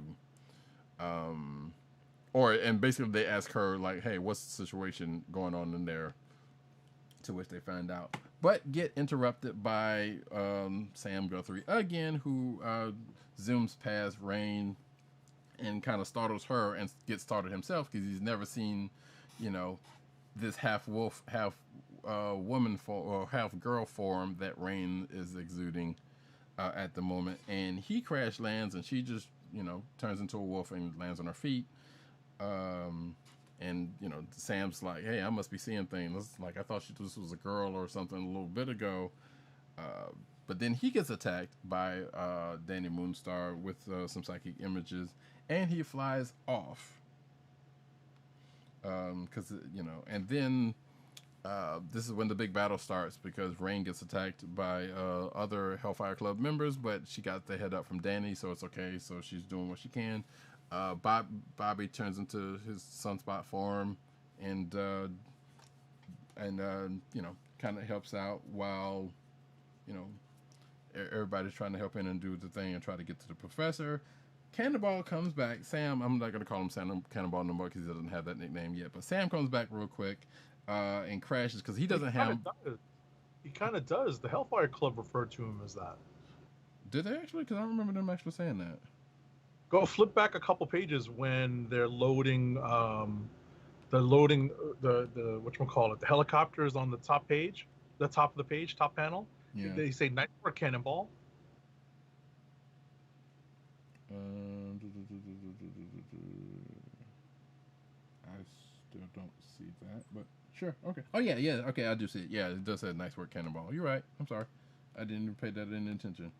So cutting back to the battle, we see our young mutants, still battling folks. Like I said, Tam comes back, but he doesn't have that great a control of his powers, so he crashes into the ground and basically helps his future teammates with some of the battle. Shan takes over a dude, but she also finds out that, hey, they're bionic, so her powers are going to do less good. So she picks up her guns and starts shooting down folks because she's has experience with guns growing up in Vietnam. Because her folks taught her how to shoot. They get into the building. Sunspot starts ripping up the machinery at the because Shan told him to. Donald Pierce is like about to do something to the professor when Rain in wolf form try to bite down on him, but she gets surprised because this is when we find out he's bionic himself, and he gets her away from him, kicks her near the professor real bad, to where she's kind of really hurt, but she's gonna have to end up still doing some stuff later on. Danny Moonstar tries to get the drop on Donald Pierce, but it doesn't happen, and she falls. He laughs, and then this is when we find out the professor is like, okay, yeah, I know you're really hurt, Rain, but I need you to go over here and do something to the machine so that you can help us out. And he realizes what he's doing because, like I said, he was in a place where he wasn't trying to see any more students get hurt or kill themselves, but he also knows that this is a situation where something's gonna have to happen. So knowing that Rain is like really, really hurt, she was like, yes, I know you're really hurt, but please do this so we can, so we can get out of this. Sunspot busts in the building and basically distracts Donald Pierce, but again gets interfered with by one Sam Guthrie again, who knocks him into a machine, probably inadvertently, and then crashes into some more machinery himself because again he doesn't have fine control of his powers. And actually, come to find out, he doesn't get that big of fine of a control of his power for quite a while, as we will see going into Demon Bear. But yeah. The team, basically, to kind of wrap this up a little bit, the team, kind of do what they say. Shan tries to possess him, but she can't because, he's basically bionic and it doesn't work on him. So she gets kind of taken out for a second, and Pierce commands Cannonball to take care of them. But then Pierce shows his true colors, and Sam kind of gets second thoughts after this and is like, no, I'm not doing what you say. And then Pierce is like, all right, fine, mutant, you get taken care of with the rest of them, I guess. Sam tries to blast, but it didn't work because I guess he's at his limit. Pierce tries to shoot Sam, but gets stopped by the professor, and gets shut down because somehow, some way, the professor's able to shut down Pierce. Because because Rain threw the switch. Right. So that's done. Pierce is shut down, and in fact, Shan takes over. So Shan possesses Pierce to get him to let the professor and Tessa go. They're all trying to recoup. Rain is back in her human form because she's, looks badly hurt and really tired. Danny covers her up. They all start talking, and they were like, look, Rain needs medical help, so we need to get her to a hospital somewhere, but we also got to take care of Donald Pierce. And this is when Tessa basically says, don't worry about him, I will take care of him. You ain't got to worry about him anymore, which we know is not true. But at the time, we know this to be true, or we believe this to be true. So everybody leaves. So everybody's like, well, okay, we're gonna get up and go. And Sam's like, well, what am I supposed to do? I'm like, well, your boss is that way, so go with them. Everybody else leaves Sam in the building by himself, and we can assume he's feeling kind of remorseful about what his actions on all of this. Then we cut to the epilogue where the professor's in his office and he's lamenting the fact that, he's looking at the old pictures of his first team and then the team that we know of as the Uncanny X-Men, and still thinking about them because, again, they're still gone. But then he calls all of the students to don what we know to be their classic uniforms, while they're all having their own inner monologues about stuff. But the professor calls them all into his office, and this is when another knock at the doorbell happens, and we come to find out. Actually, what we get is Professor Xavier is saying, Rain at the door, and she's like, there's nothing happening yet. There's no bell being rung. Ding. Right. And then, of course, the special friend's like, no, I heard him coming. I mean, I felt him coming, so I knew there was somebody at the door. When she goes to answer, and it's Sam in a suit, who, and the professor's like, anybody can make a mistake, Miss Rain, because Rain's like, oh, look who it is, like this fool that used to work for Pierce. And it's like, anybody can make a mistake, so it's just, don't worry about it.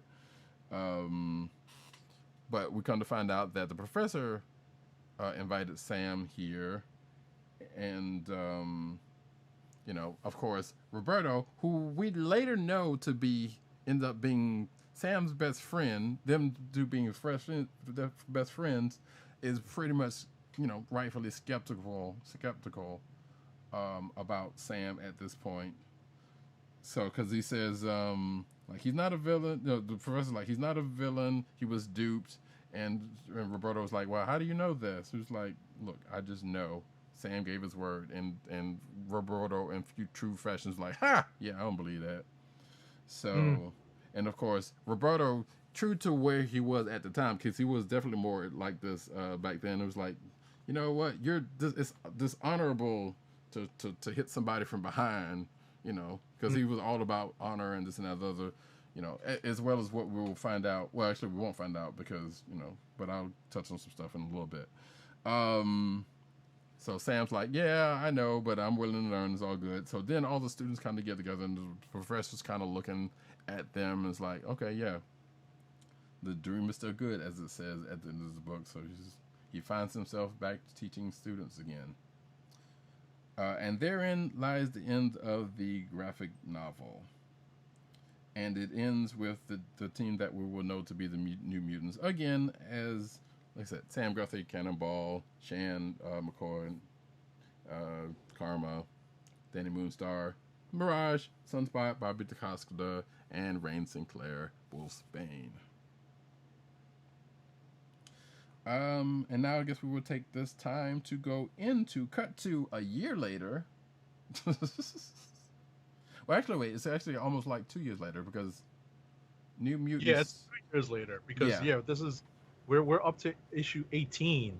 Right. When we get the Demon Bear Saga. So so this is roughly a year and a half, 2 years later. Right. So here's what happens in between them, or at least roughly, and this won't take that long because the team started, and I was, like we were talking earlier, I was going to actually read up to 18 because I hadn't read New Mutants in a good while. So some of the stuff is kind of, I totally forgot. So this was the core team for a little while until Amara Aquila gets found and joins the team, Magma, as you will come to know her. And also Illyana Rasputin, a.k.a. Magic. I don't know. I'm not sure. Well, I guess technically she is officially joined the team at this point when we get to Demon Bear. But there's a little bit more about her and her powers manifesting that comes out in between these issues. So the core team are those. So everybody we already know right now, plus those two people that I just talked about going into Demon Bear. So we will get into New Mutants 18 from August 1st, 1984. Actually, the one other thing to note about this particular 3-issue saga is that it is the first arc of what we know to be the classic creative team for the New Mutants, aka Chris Claremont as a writer and Bill Sienkiewicz on pencils and covers. So, do you want to go ahead and take New Mutants 18? Sure. I was actually just flipping through some of the earlier issues because of I'm sorry, what's in. Yeah, go ahead. No, because of what's in, because of the characters that appear in these issues. Just give me a moment to access our first issue of the Demon Bear Saga. Well, wait, hold on. While you did that, there was a little bit of before thing that I forgot to mention. So in New Mutants issue number 1, and this definitely leads into Demon Bear. So there is a little bit more backstory about the death of Danny Moonstar's parents, and there is also mention of said Demon Bear that Danny that this whole story is about. So, like I said, there's some stuff that kind of came out leading up to this that may have been interspersed in the first 18 issues prior to this. Because Claremont was the one still writing, so obviously, but yeah, the Demon Bear, as far as I know, first was mentioned in New Mutants number 1 going into this. All right, go for it. There's also a tease at the end of the previous issue, number 17, which was Sal Buscema's last work as artist on the book, because Bill Sienkiewicz, as you mentioned, is the artist on New Mutants as of this issue number 18. So we open this story. The cover states Demon Bear on it, and the title of this issue is Death Hunt, with Chris Claremont as writer and Bill Sienkiewicz as artist. Do not discount the color work of Glynis Wein in this story. It is dramatic and definitely lends a lot to the story, as well as the lettering by Tom Orzechowski, who is a letterer that did a lot of X work in the 80s and 90s. So his work is very familiar to me as well in that regard. So we open up with Danny under the covers with this great kind of checkerboard crossword puzzle. It's just a wacky pattern, but it's so dramatic because you see the silhouette, you see the imagery of a bear kind of mixed in with this kind of like, I don't know if it's a calico print quilt or blanket that she's using to cover herself up with. But essentially, we open this issue with kind of a weird flashback. It's definitely not related to the New Mutants in a sense. We have what appears to be Rachel Summers Right. coming into, or at least trying to come into the fold. She's trying to make her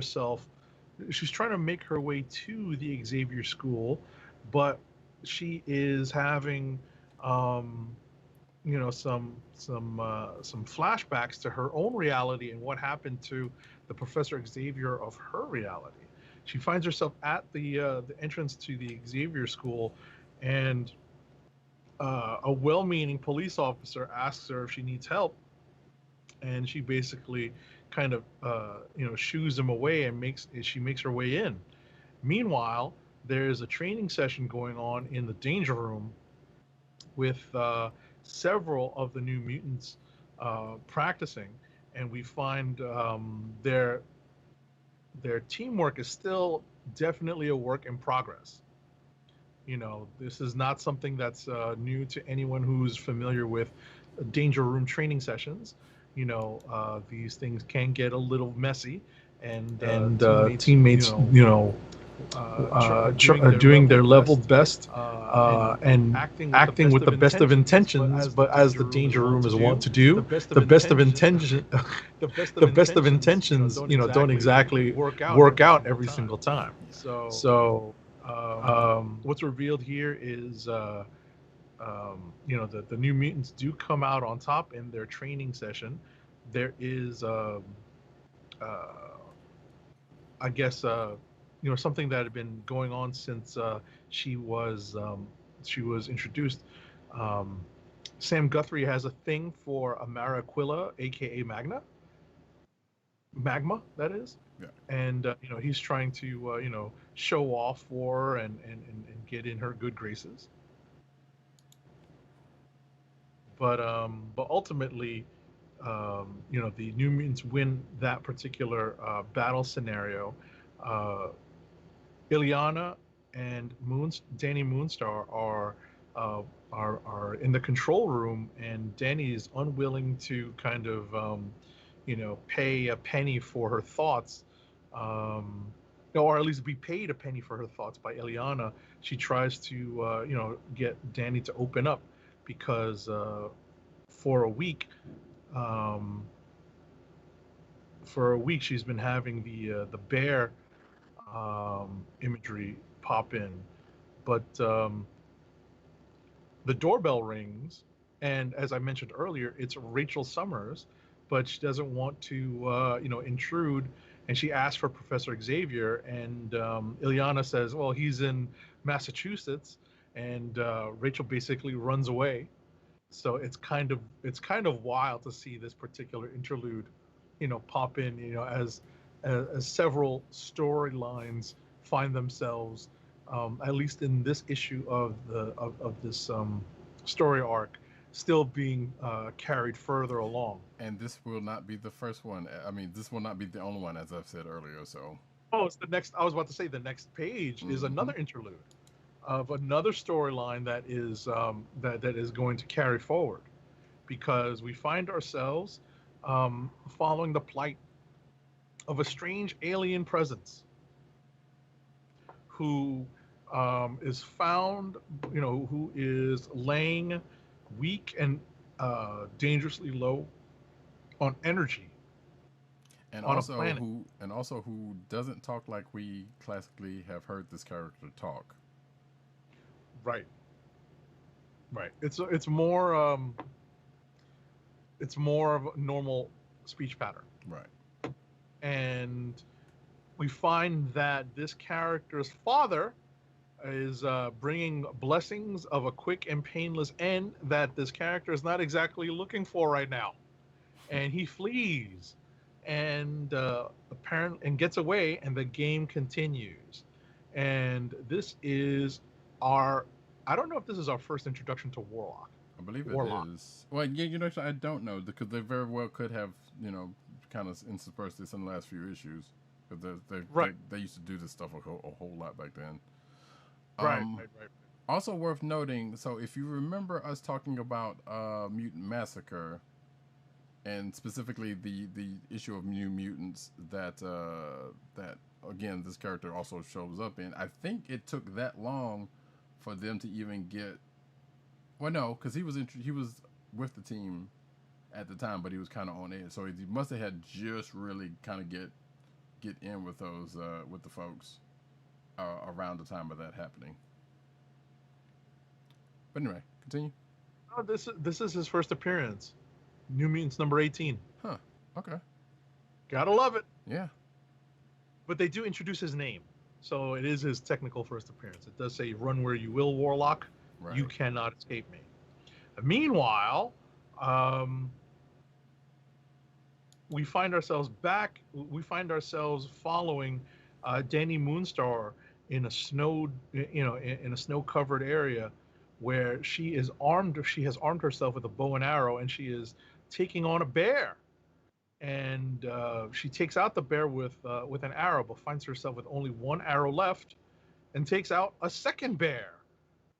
But we find that this is just another danger room sequence with Illyana Rasputin overseeing what's going on. So pause right there real quick, because that actually just reminded me of something to bring up from issue number 1. So in issue number 1, we basically have the New Mutants' first encounter with the Danger Room, and long story short, everybody pretty much goes through the Danger Room, with the exception of Danny Moonstar, who is scared to death to go in there, for various reasons. But by the end of the issue, she ends up going in there, and actually, so basically, the test was, everybody, as they tend to do with the Danger Room, hey, we'll start off simple, get from here to there, using your powers, and everybody does it and fails, but Danny runs away before her turn happens because of the issues that she was having with herself and her confidence.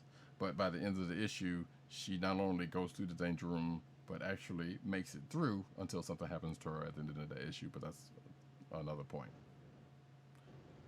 So I don't know if this is her first time with bow and arrow in New Mutants. It is not, because I'm almost fairly certain in that issue she might have had a bow and arrow, but she basically displays what her physical prowess, at the time. I can't remember if she actually had a bow and arrow, and I'm fairly certain this is definitely not the first time in this book that she's had it. So right.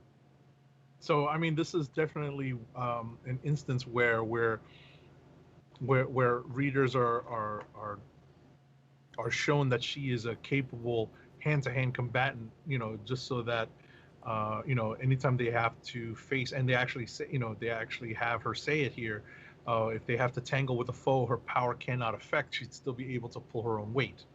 So that's to show off another capability. But in any event, we are again shown the threat of the Demon Bear in the darkness. The call of the Demon Bear seems to get to Danny Moonstar, and she paints herself with war paint and goes out into the snow to confront the bear, who she asked to show. She asked the bear to show itself, and we are treated to a one-page splash that, even for someone who's not a regular a fan of Bill Sienkiewicz's art, because it can be sketchy at times, it can be a little on the abstract at times, this is one of the foremost one-page spreads you will ever see. Say again, I don't know if you're on mute. Sorry. Yeah, I was on mute. I'm going to really quickly show that. There's the page right there, and I'm going to pop back because we don't need those problems. But if you're watching the video version, you have seen a quick glimpse of that page in its striking form. Right. It is definitely one of the most striking pages you will see. So Danny is taking on the Demon Bear, and she, she basically strikes at it with her bow and arrow, and it just makes the bear mad. And she does something that Luke Skywalker does in Return of the Jedi with an arrow as opposed to a bone. And if you're talking about a Rancor, you get the reference, right? So the Demon Bear is taking Danny's best shots, and she thinks that she's defeated it. But we get to we turn to Rain Sinclair, who senses something bad has happened. She's got a rapport with Danny, and because Danny has a rapport with animals, and she's got that animal sense, when she's Wolfsbane, because of her Wolfsbane powers. Right. They basically have a telepathic bond because of their combined powers. Right. It turns out Bobby DaCosta heard a scream from the woods just before Rain cried out.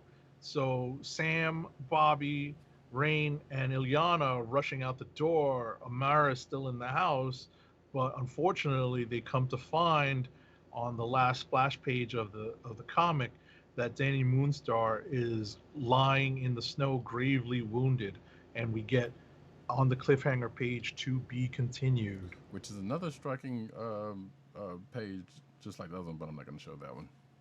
Yes, we're going to be using those page views sparingly from now on. Yes.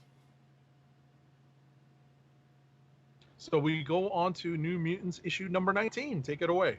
Exactly. So at the start of this issue, which is called Siege, it looks like, I will let me see if I can pull this up really quick. It is Siege. I'm going to show the cover real quick because this cover shouldn't be a problem. Like I said, sparingly, folks, but this is the cover. It's just a cover. Calm down. There we go. So at the beginning of the issue, we see Danny Moonstar getting taken away by paramedics into this hospital, and they put her on the table. They're working on her. There's a lot of hospital type chatter, like who is she, and what happened, and this kind of stuff. And of course, we're basically getting the assessment of her multiple injuries. And one of the doctors notes that she has on war paint. Excuse me. And so they don't know what's going on, but they're basically like, all right, get her in the OR, the operating room quick, because she needs to be she needs to have surgery on. We can't wait for x-rays on all of this. Meanwhile, the rest of the students meet up. Let's say time. Hold on to that thought. Sure. Since it's 1983, I can't use my usual hospital reference of ER. This is definitely heavy seen elsewhere. Yes. Go on. Yes, those of a certain vintage will know the other hospital TV drama, big hospital TV drama from this era. Exactly. I wasn't old enough to watch it, I'll be honest. But I know was. Well, technically, I guess I kind of wasn't, but I watched it anyway. I was, like I said, I watched a whole lot of TV I probably shouldn't remember watching. Like Hill Street Blues and all that kind of stuff was on around that time. So, yeah. It's a whole thing. Anywho, so we get the rest of the students that are outside of the operating room watching all of this go down, where they meet up with apparently a side character that what we found out later on from talking to Agent 70 earlier before the show started is a character that reappears from time to time, including in the Mutant Massacre that we've already talked about. Right. But not in this form, and that is a spoiler. Right. So we will see later on what I mean. Go on. Right. So we meet a cop named Tom Corsi, who introduces himself to the students and introduce themselves back. And he's trying to find out, what happened to Danny, and they basically tell her. Well, they don't tell her, but someone else comes in and tell her, it's like, yeah, wait, looks like she was mauled by a bear. To which Corsi's just kind of awestruck at first. And then he's like, wait, in Westchester County? Are you serious? Basically. And Bobby kind of comes in and was like, nah, we're totally kidding. Don't, yeah. Which, of course, sarcasm. And of course, in true Bobby fashion, he was like, you know, the cop, of course, he was like, "I'm sorry, I didn't mean it that way." And Bobby was like, "Look, man, just go handle your business. Stop standing around like an idiot." Because you know, Bobby's again hot-headed. Amara tries to calm him down and saying he's does the best he can, and then we get introduced to another character who I'm assuming comes up later. Also, I'm not sure. Yes. Susan Friedlander, the nurse. Although we don't get the name right here, Right. but nevertheless, that is who this person is. So she basically says, well, she basically gives the update on how Danny's doing, and it's not that good. Well, it's not good, but she's holding on by strength of will, basically. So that's a good sign. And she introduces, like, she basically asks the kid where they're from, and then it gets them situated with some, bed stuff, because the professor's not here, and they clearly were staying, and she recognizes the fact. So she's like, well, let me go get some pillows and stuff so that y'all can, stay around. And it's also snowing, so as noted by Bobby outside, and notice they're trapped here in the hospital because it's snowing, while all this other stuff going on, which pretty much plays into the part, or into the thing. Which, knowing what we know about the movie, I kind of wonder if any of that's going to come into play, because we have seen the trailer and we know there's a hospital involved, but we don't know if it's like, the snow and everything else that it's going to be. It's clear they're not going to do this panel for panel. Anyway, so the kids get to talking, and Sam, in showing one of his first signs, well, not first signs of leadership, because at this point I'm not sure if I think it may have been established at this point that he and Danny are co-leads of the team, and also them being the oldest. Also, which, by the way, real quick, because I know we need to probably start pushing this a little bit, but it's only 3 issues. Found out from reading one of the early books, I believe it is in issue 1, that Rain is a year older than Bobby. So she's 14, he's 13. Illyana was aged up to 13, so because she was originally 6. But Amara's like 16, 17. Sam and Danny are like 18, 19, something like that. And Shan is somewhere. Yeah. And Shan is up there, and because there was a panel that I saw that has their ages, because they were being targeted or whatever the case may be, that had their ages and their heights in it, almost Ohatmo style, but not quite. But Sam's 16, Shan is 19, but they don't have Danny, but I know she's one of the oldest. So Shan is actually older than Sam. Right. So I think Sam and maybe Danny are probably the oldest. But nevertheless. Anyway, back to the story. So everybody starts talking and starts to try to piece together what's going on. But Sam's kind of the one that's like, okay, well, this is, the bear attacked her, and but this is probably not going to be the only time of this. So he basically gets the idea. It was like, well, the bear's going to probably come here and try to finish his job. So he basically whips out all of their costumes or uniforms, and they go to start changing and start enacting a plan to try to see what's going on. So they also get a plan to use Rain's telepathic link with Danny to talk to her to get her to tell what happened from her end, which they do. Sunspot's holding the door, hold door style, not really, but but as Rain transforms, in one of the few times that we see her have a change that is not the normal change for her, she finds out that whatever's going on here around this hospital causes her form, and whatever magics that might be also entailed has changed her form, because we see a panel of her looking a little different, and everybody noting that she looks a little bit different from how her normal transformations go. But after this is going on, she gets her telepathic link with Danny, who's pretty much still on the operating table and under a lot of heavy drugs. Basically, tries to tell Rain from her side of the story, while she's being operated on. But she and while this is happening, the doctors note that she's regaining consciousness, and they try to put her up under more drugs because obviously they can't have her waking up while they're doing what they're doing to her, which is basically cutting her open and all this kind of other stuff.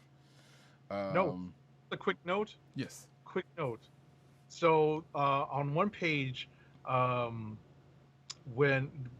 guess before the drugs really kick in, and Danny Moonstar is last, is trying to get the last bit of telepathic communication out. She calls her Rainy. Rainy, yes. And it's spelled Rahney.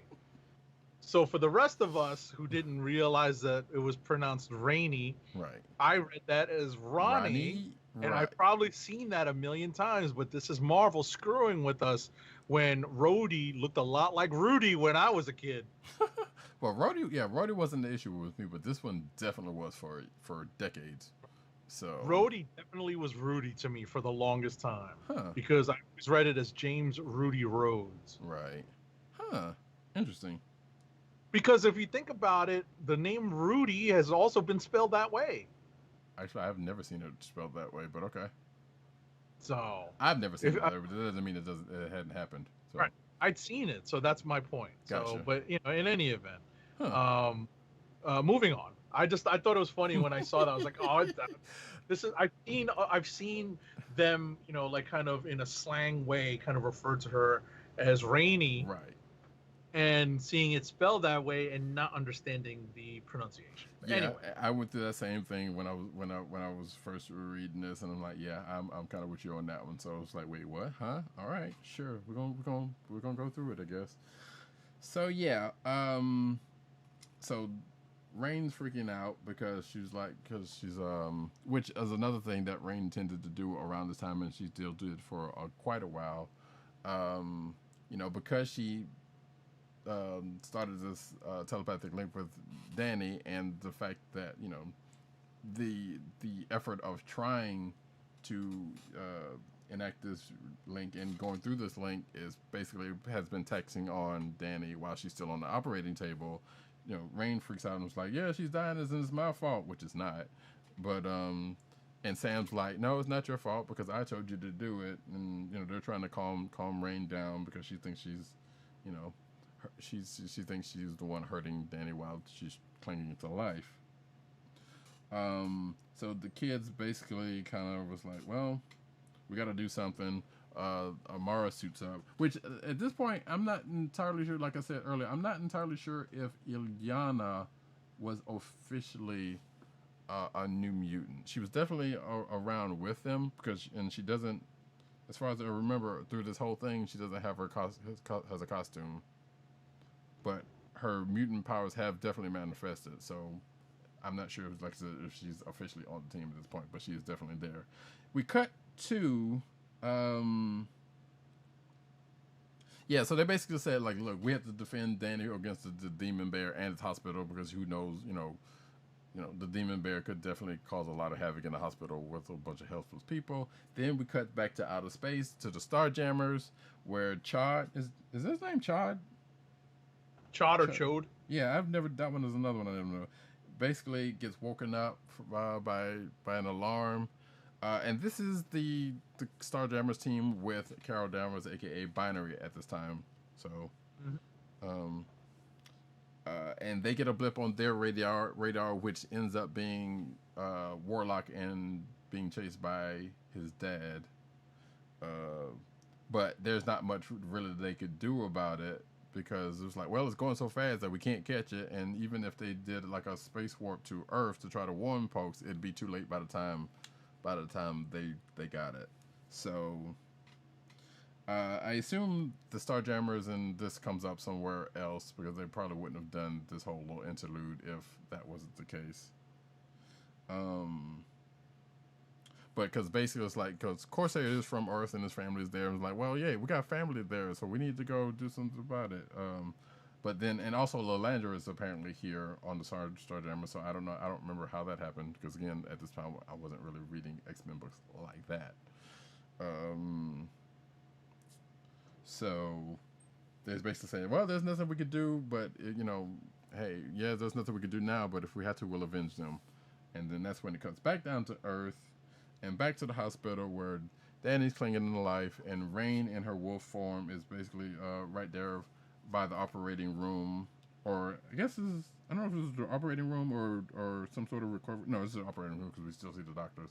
She's there in her wolf form, but gets caught by Tom Corsi, and who, doesn't know about her and her powers. Draws a gun on her. She skates away. He gives chase, but then she goes back into her human form. He turns the corner and almost shoots Rain, not knowing, not knowing that the wolf form is her and one of the same. So, but she's basically like, "Hey, don't shoot! It's just me." She was worried about Danny, and she was walking the halls to basically made her, gave her not alibi, but you know what I'm saying. Yeah, thank you for unstable molecules, right? I know, right? Yeah, and that was the thing I was thinking earlier, because even in the beginning of this, when she got her suit, I think back in the graphic novel or whatever the case may be, we knew that the suit was there, but then we started seeing her just changing in her other clothes, and I meant to say that earlier when she first changed. It's like, yeah, unstable molecules. You gotta love it. That was a whole thing. But yeah. Oh, and actually, she does actually have her costume on underneath this. But right. She also has this coat on, so, again, unstable molecules. Cop doesn't say anything about the costume, by the way, because he knows he saw her earlier in some totally different clothes. Just saying. Anywho, Corsi takes her back to the room where the other kids are, then goes to talk to the nurse, Sharon Freelander, and he's basically chatting her up at the time. While we see, now, are we... So there is a couple of, I don't know if you noticed it or not, you had to.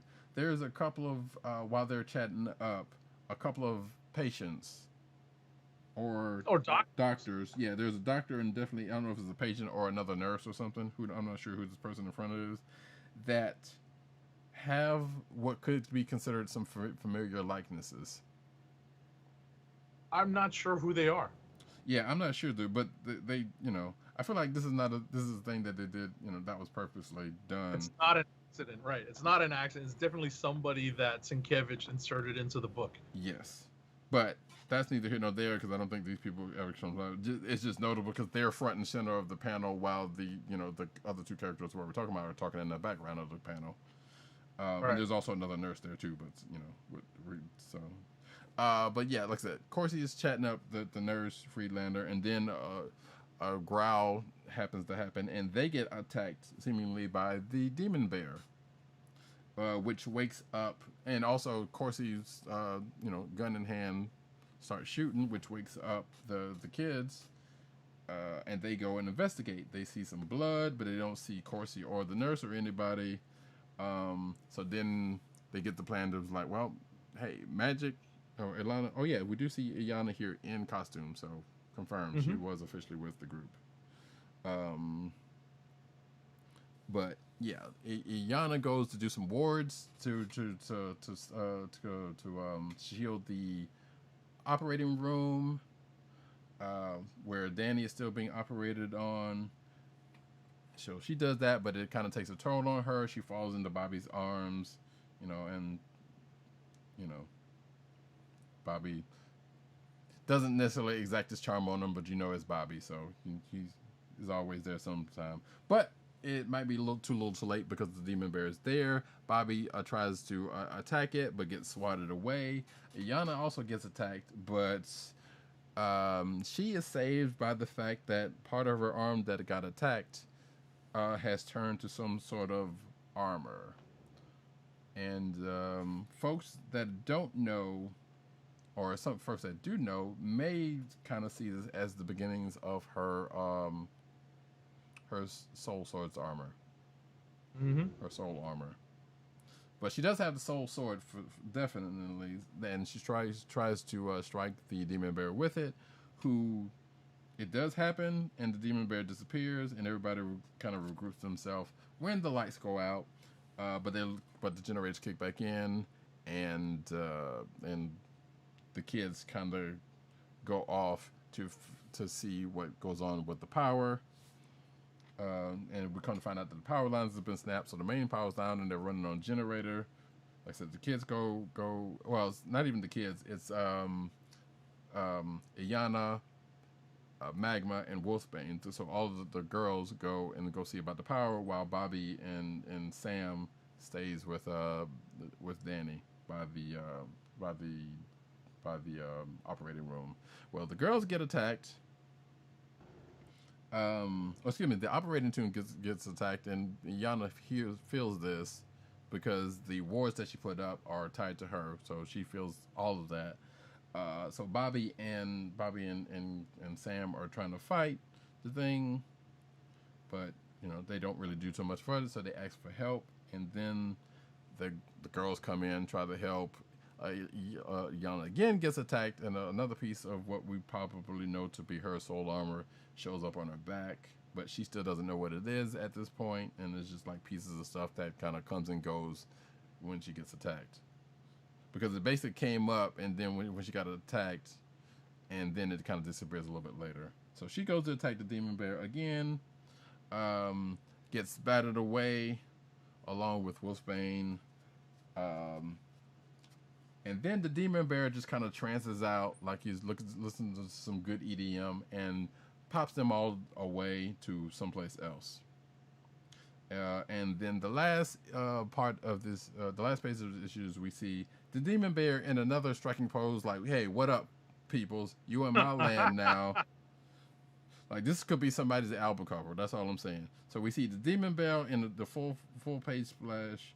We see Corsi and Friedlander next to a bubble, which shows the scene of the operating room, and then at the bottom of it, of the splash page, we see the New Mutants,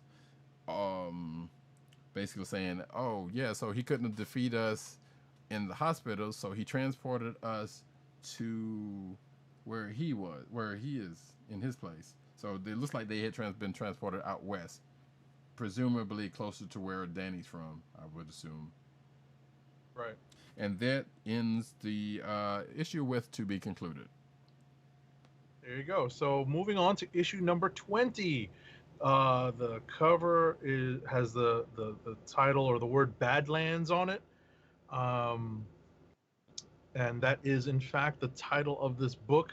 This issue is stupendously psychedelic. One of the cool things about this issue, though, is it's kind of a foreshadowing of future events in Marvel Comics. The very first page actually gets us all caught up on what's happened in the previous issue.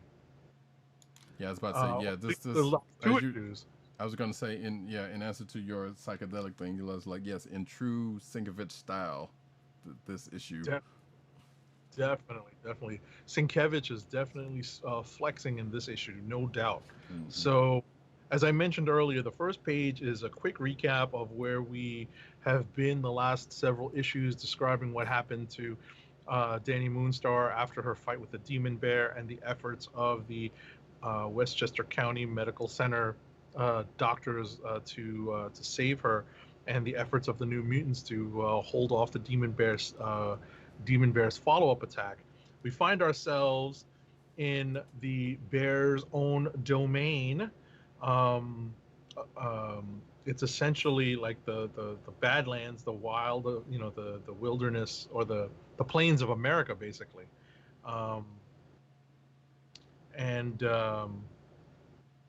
The ward that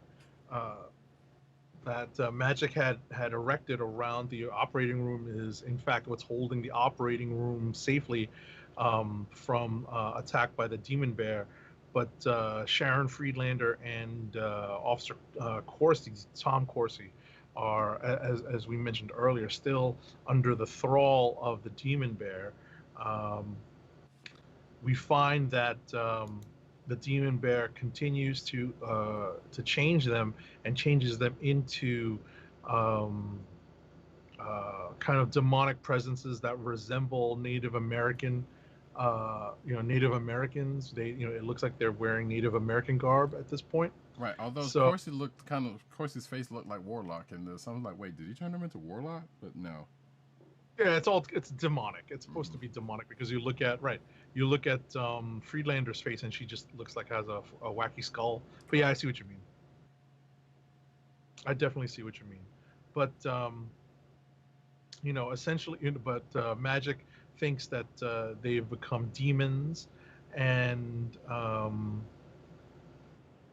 Cannonball tries to take out the Demon Bear, and it doesn't exactly help. He gets knocked away by the Demon Bear, and of course we get it. And of course we get his classic line. Oh, it's a good thing I'm invulnerable when I'm blasting. Or some variation of the theme, right? Mm-hmm. You gotta love it. So the demonic Friedlander and Corsi are taking it to the New Mutants. The Demon Bear takes a swipe at the encased operating room and temporarily puts a break into it that causes one of the doctors to kind of lose track of where he is and what's going on. But it turns out after the Demon Bear swipe at the ensorcelled, there's a word, right? Ensorcelled. The ensorcelled operating room. You got to be a genre fan to use that one, right? Exactly. So, once the wall reseals, the doctor's like, well, I'm gonna get back to work. I think the strain's getting to me. But some of the doctors are having second thoughts because of how grave Danny Moonstar's injuries are. The New Mutants are still having a heck of a time dealing with the Demon Bear and his two lackeys. Both. Actually, the two demons, Friedlander and Corsi, the New Mutants still recognize them as being, the people that they had known at the hospital, and they're hoping to try to save them and preserve them. Magma's not exactly, looking to save them. She's just trying to take out whoever's trying to take her out. Yeah, Magma has never had a problem with killing when it's justified, when she feels it's justified. Right. So, I believe it's Corsi. Corsi basically lassos Sunspot and uses him as, and just sends him flying, with the lasso. And it looks like Friedlander, the demon Friedlander, puts a bear hug on Bobby and tries to drain him of his life force. Yeah, draining his powers, his life. But Wolfsbane comes to his aid. As I've mentioned, the rest of the New Mutants are engaging with these demons, but unfortunately, the Demon Bear seeks to create more demons and basically tries to possess Magma. We get to the point where Magic is basically the only person who's been able to lay any sort of effective attack against the Demon Bear. She is, of course, Magic. She has her soul sword, and she takes her soul sword and drives it right into the demon that had become the demon that had basically overtaken Magma. Sam, aka Cannonball, doesn't exactly understand what's going on and thinks that Magic has turned on the team and shown her true colors just so that she could join up with her own kind. I love it, Sam. So ignorant. So. And also, it's worth noting because this has probably been this has pretty much been established well before now, but and I know this happened a couple of issues back in 18, but Illyana just loves calling Sam dummy.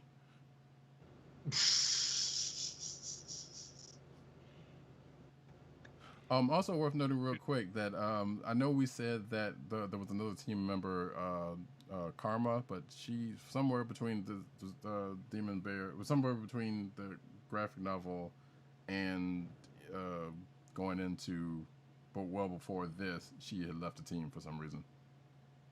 Okay. I'm not sure why, 'cause I don't remember reading it, but anyway. Right. So, so Magic's soul armor makes another appearance as she takes, as she tries to cope with being whacked by a cannonball, and Magma takes takes offense at what Cannonball does. She has recovered from her possession by the Demon Bear thanks to Magic's intervention. We have this weird grid that shows up that every time it starts to get more filled up, that means the Demon Bear has created a greater foothold on Earth. I think that's how it was explained. I think that's right. And the Demon Bear is apparently very, very close to succeeding in its plans. They actually, Magic, as I said earlier, she is the one best equipped to deal with this. So she asks Rain again to try to reach out to Danny Moonstar to figure out what to do. As Rain tries to start this, the Demon Bear takes a whack at the ensorcelled emergency operating room, and that takes a hit out of Magic. So the New Mutants kind of redouble their efforts, reuse some of their teamwork to take it to the demon forms of Corsi and Friedlander. But ultimately, it's left to Magic to take out. Does she take out both of them? It looks like she takes out Corsi, having him revert to human form. But it looks like that's and Rain discovers that the key is her soul sword, and they need to get Magic up to the Demon Bear to have her use her soul sword. So the New Mutants essentially lay cover fire for her, while Cannonball takes Magic up high to get to the Demon Bear to take the sword and use it to take out the Demon Bear. And the Demon Bear howls, but it turns out that it basically disintegrates and dissolves into the form of two people. We find ourselves back in the Westchester County Medical Center that they had started from. We find the bodies of Officer Corsi and Nurse Friedlander laying on the floor, and we get some not necessarily politically correct terminology used by Rain Sinclair here. Yeah. They aren't demons anymore, but they've not returned to their true selves. They're still Red Indians. Oy. So yes, this seems timely. Yeah, so this is basically when, I think we discussed this before the show, where Corsi ends up turning into, well, he could have, I don't know, I mean, it's possible he could have been Indian already, but I think what they do is they further, and I have to admit that I had to read the Wikipedia on this guy, because this is a character that does show up. These two characters actually show up in later issues of New Mutants and Uncanny X-Men. Right. Both Sharon Friedlander and Tom Corsi. So they are not, one-time wonder, one-hit wonders. Right. In fact, on our very own show, Tom Corsi showed up when we were doing the Mutant Massacre. This is where this came up. Yeah. He was the character that was that was guarding the Morlock tunnels that were closest to the Xavier mansion. Mm-hmm. We were like, who's this guy with guns guarding the Morlock tunnels? It's Tom Corsi. Yeah.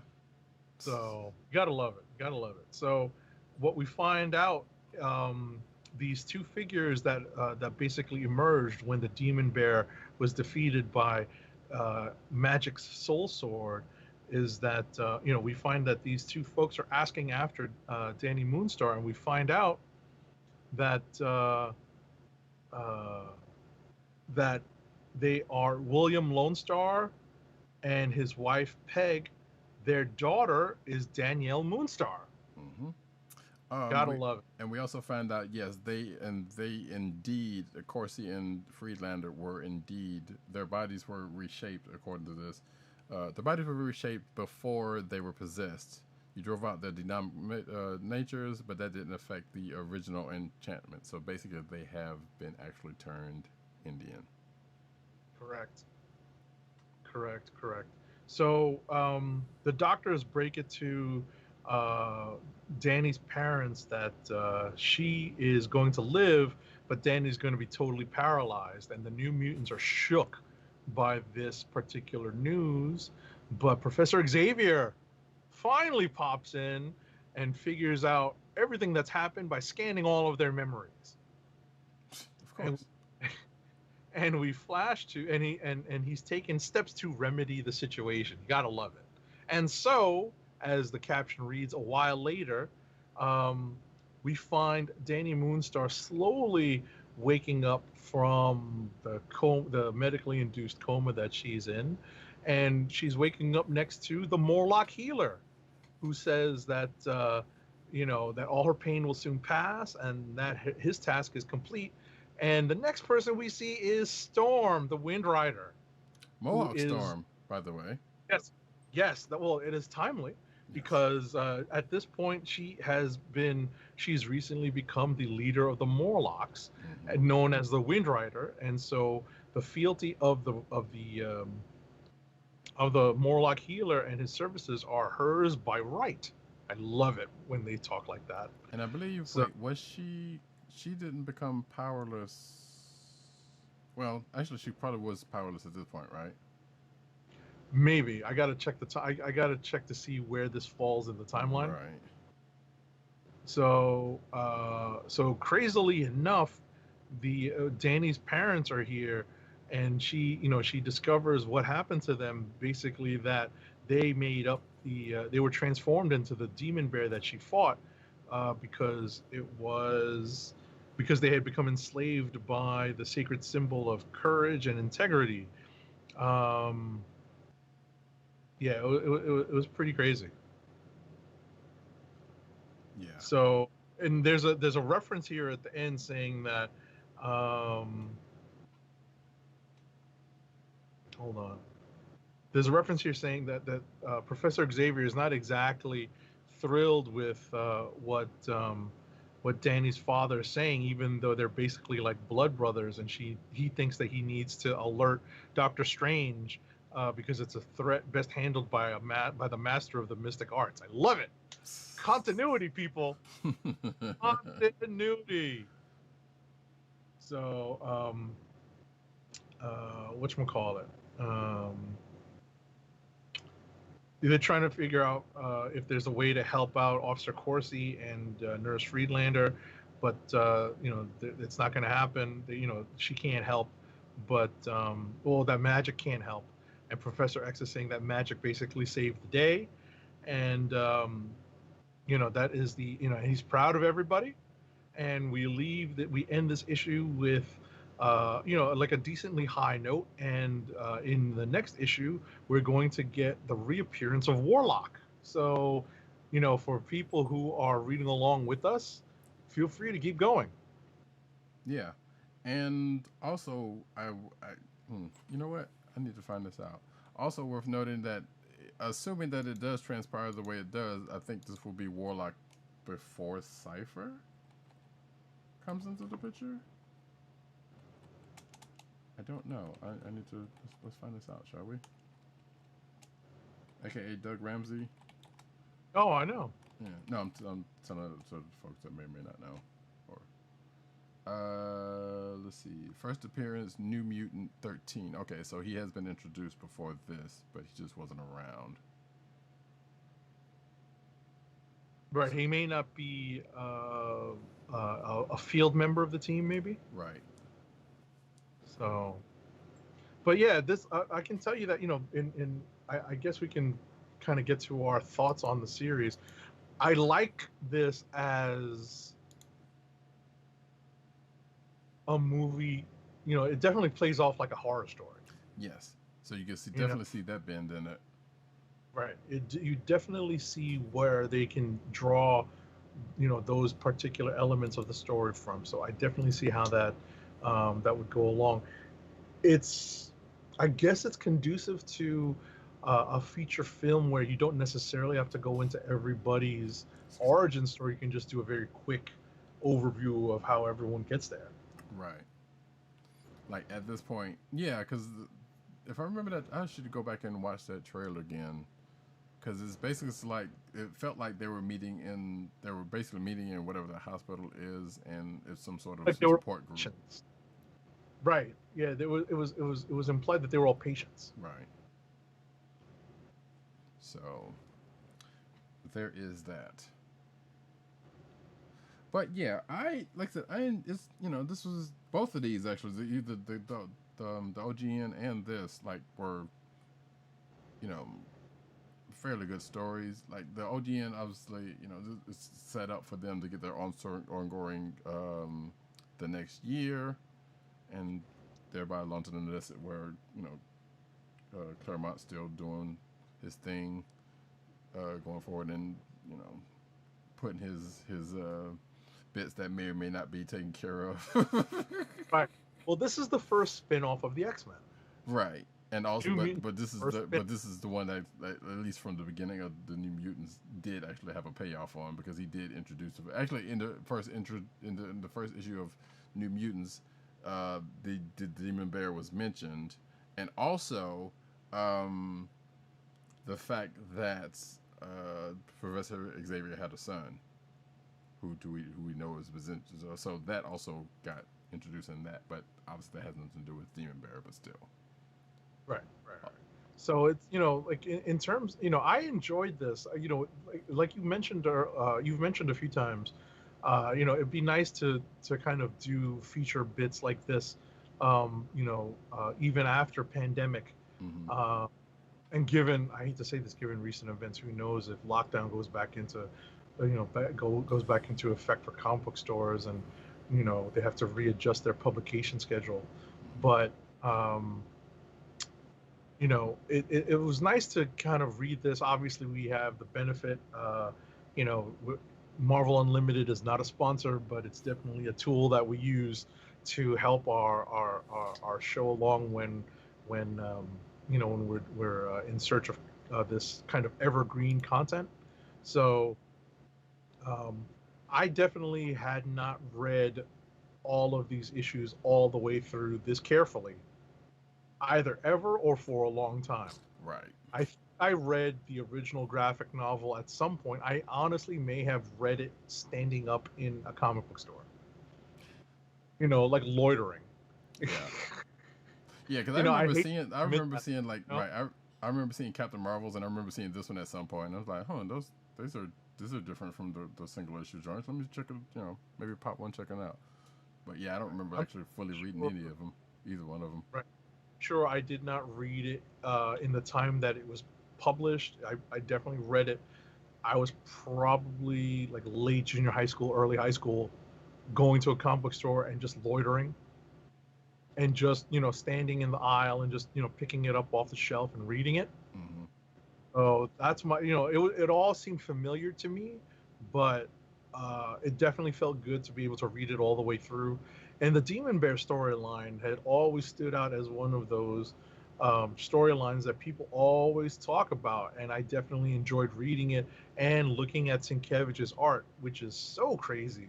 I had seen some of it on Moon Knight, but it's so just, it's wild, especially, you know, given the fact that there's a lot of, you know, just magic and just, you know, like we were jokingly referring to it as psychedelic There's a lot of that aspect to it, and you know, it's definitely a shot in the arm to this book. You know, not everyone's a fan of that style, though. Right. You know, definitely a step away from, you know, it's a different direction from the kind of traditional superhero art that had occupied this book. You know, from Bob McLeod to Sal Buscema, I believe that those are the two main story artists for this book from its inception up Right. until issue 17, and issue 18 is Sienkiewicz's first issue, the start of the Demon Bear Saga. Mm-hmm. So 18. 18, right? No, I'm saying, but through 17, Right. through 17, it was kind of standard superhero art, and with 18 and Sienkiewicz's debut on the book, that's when things change. Mm-hmm. It's pretty interesting. Yeah. Honestly, I Very think much is. the first issue I ever bought of Sienkiewicz's run was the Cloak and Dagger issue that comes a few issues later. Right. So, Part of me, as these things, well, here, one moment. Okay, part of me is like, I kind of want to go through this run again, or I kind of want to just go through this run because, like I said, right. I was, I don't know about again. I'd never read a lot of this stuff. well, I say again for the parts that I have read, obviously, and that was the parts that, you know, Mutant Massacre stuff, all of the basically Right, the early stuff.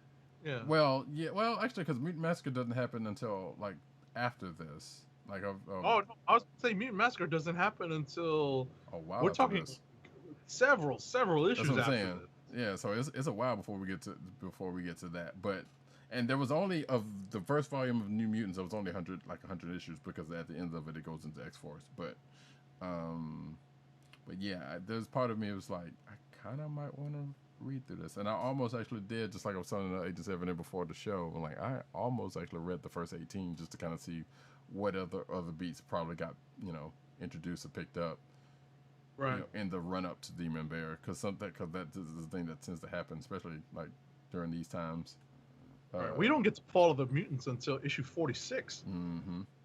45, 46. So, you know, we are still several years away from that. So we still have to run into Secret Wars 2. Mm-hmm. You know, there's a lot of stuff that happens before we get to where, you know, parts of the stories that I had kind of come up with. And I don't even remember reading.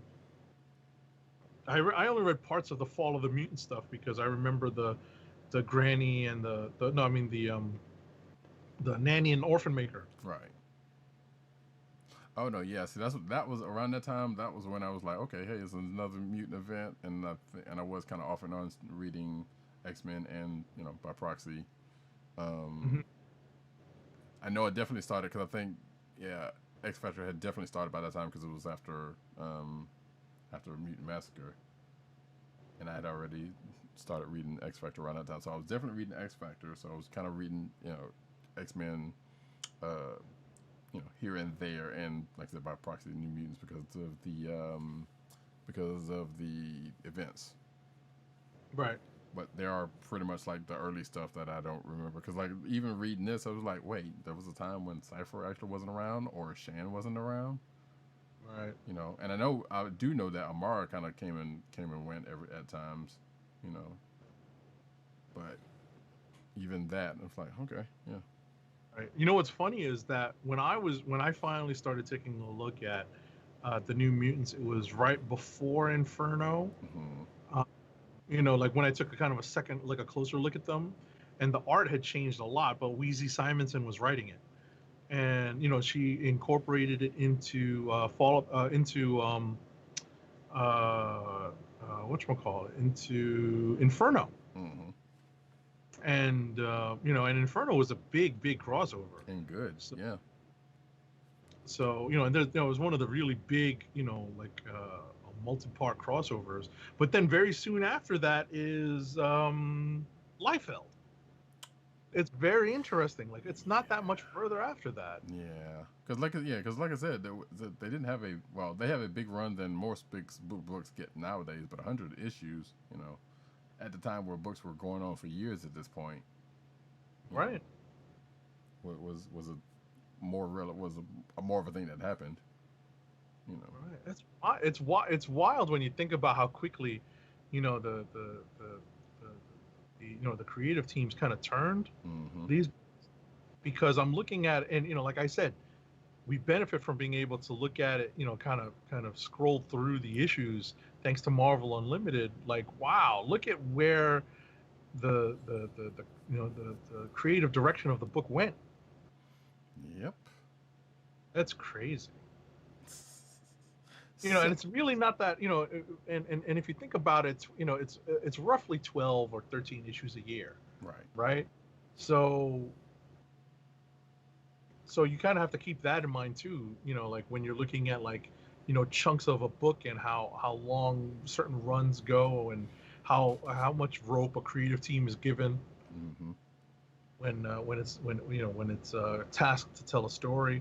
So it's like I said, it's amazing to see like where my connection to the New Mutants kind of went in and out, and then all of a sudden we get Liefeld.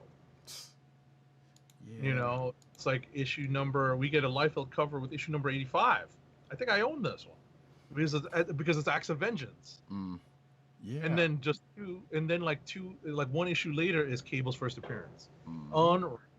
Yeah, when so for those that don't know, when Liefeld came on to New Mutants, that was the beginning of the start of X-Force. Except we get Cable's first entrance. Later on, we get, well, actually near the end of the New Mutants run, we start to see X-Force basically happen because Deadpool comes in, Domino comes in, and that's like the last few issues of the book. But before that, Cable comes in, and he's basically the one that is, you know, taking over teaching or training the New Mutants. And then one by one, they end up leaving or whatever happens to them. Right. For this new team to come in, and then it was like, well, we're gonna change the book, and then X-Force, boom. Amazing. It's amazing. Because I think Bobby might have been the last one. If Bobby or Wolfman was like the last one, because even on, was it like 97, 98, you see the cover of Bobby leaving? 99. 99, yeah. Okay, so he might have been the last one to leave. Is the first appearance of Deadpool. Right. So, there you go. And it's like, so the book stopped being New Mutants, so which means, you know, as soon as 100 hit or whatever, 100 was the last issue, so as soon as 100 hit, that's when it was like, okay, well, we're not New Mutants anymore, X-Force. Right, because that was right after Extinction Agenda. You know, because X-Force number 1 and X-Men number 1 are basically hot on each other's heels. So. Yep. All right. So that being the case, let's see. I guess clicks of the week if you got them. I mean, obviously the graphic novel is a self-contained story, so we kind of can't, you know, I guess either add that or whatever. Honestly, I think I'm gonna go with New Mutants number 19. Because I think that one, you know, that one really develops the story. I think 20 is just so psychedelically wacky. But I think 19 really develops the story inside the hospital and how they're, you know, what the New Mutants are trying to do to protect Dani while she's under the knife, and what's happening around them. That's where I think the claustrophobia is the strongest. You know, as they're running through the halls, as they're trying to protect the generator room, and then you get that crazy splash page at the end where the Demon Bear is like, "What?" You know, it's got like his hands in the air, like you don't care, and he's got it's Sorcelled operating room and Nurse Friedlander and Officer Corsi, you know, under in captive bonds. It's pretty crazy. Right. I think 19 is the one for me. I can dig it. And now I'm sitting here thinking, like, you know, if I ever get back to going to cons and meeting up with Senior Vision and be like, yo, could you do if he doesn't already have any available, like, could you do that splash, that joint with the Demon Bear, like with the hands up and whatnot, like. Right. I wonder. I mean, I've gotten stuff signed by Sienkiewicz before. He's actually really cool. I don't remember if he had prints though, but prints are not commonplace. I'll be honest. Not everyone puts the money into producing prints, or at least a lot of different prints, because I'll tell you that as we wrap up this week's show, I'll tell you that my first experience with an artist, like a classic artist, that had like a bunch of prints on the table was with Michael Golden. He was the artist behind that old school Marvel poster where everyone was kind of moving left to right. Yeah. And he did a lot of GI Joe stuff, and he did I bought a lot of the GI Joe stuff, classic GI Joe covers. And the second artist that I saw that had classic artist that had a bunch of prints was Mike Zeck. Honestly, I can't remember what Sienkiewicz had on his table, but he's definitely a cool guy. Right. Definitely a cool guy. So I'm looking to see if Sienkiewicz has an art book, and apparently he may have had one. I don't know if he actually still has one, but it took me to his page. And of course, the second image that you see on his page is the Demon Bear. And actually, this would totally be another print that I would totally do. It would be the Demon Bear with encircled eyes. I'm gonna put that up for the folks in the on the folks on the video. And it basically is like, yeah, it says the mighty Demon Bear. This terrific creature is one of Bill Sienkiewicz's most iconic creations, and it very much is. Oh, pronounce his name the right way on his front page. It says Bill Sienkiewicz. Wait, what? Well, his web page. Are you very top? Oh yeah, that's right. And this is not the first time I've actually seen that. Yeah, because doesn't he do it on his Twitter also? Yep, that's correct. The mighty Demon Bear. Look at that. So, but he also has an art book, right? But that's a dope looking Batman too. But yeah. That is crazy. So yeah, but yeah, you can check out his you can check out his art. Oh wow, his New Mutant sketchbook is sold out. See, there we go. That's kind of what I was looking. Yeah, so I was kind of looking for something like that. So let me go over to collections and see New Mutants. Oh yeah. Yeah, I mean, I was about to say, if you see him at a con, he'll probably sign this, if not for free, for like a reasonable price, I hope. Right. Assuming you can find these issues. Wait, he did Excalibur? I don't remember that one. Oh, Marvel Comics Presents. Never mind. Okay. I was about to say. I was going to say. Maybe he did the interior art, or maybe he just did the cover on that. Not sure. Yeah, not sure. I forgot he did that Uncanny X-Men Annual #6, where Storm is almost turned into a vampire. Mm-hmm. Oh wow, which I think was before this, because if I'm not mistaken, in 160, it was either 160 or 161, Storm's talking about that. You're correct. Because that was like right before that issue. You are correct. See, this issue, New Mutants #23, the Cloak and Dagger issue, I own this issue. I know I have this issue because I remember buying it because I was like, oh, the cover is so cool. Mm-hmm. Crazy stuff, man. Crazy stuff. I was about to say, if any of us are gonna make a play on these the Demon Bear issues, the time to get it is now, before the movie's released. Pretty much. There you go. We got signed copy, $75 for his signed copy of, which is sold out, but. Right. Well, yeah, that's his stock. Right. That's his stock. So if you can get a copy of 18, 19, and 20, and hopefully in the near future, we're able to go back to cons and we can get stuff signed again. Wow. Demon Bear variant cover plate, 3,000. Where's that? That's on page the second 2? page, yeah.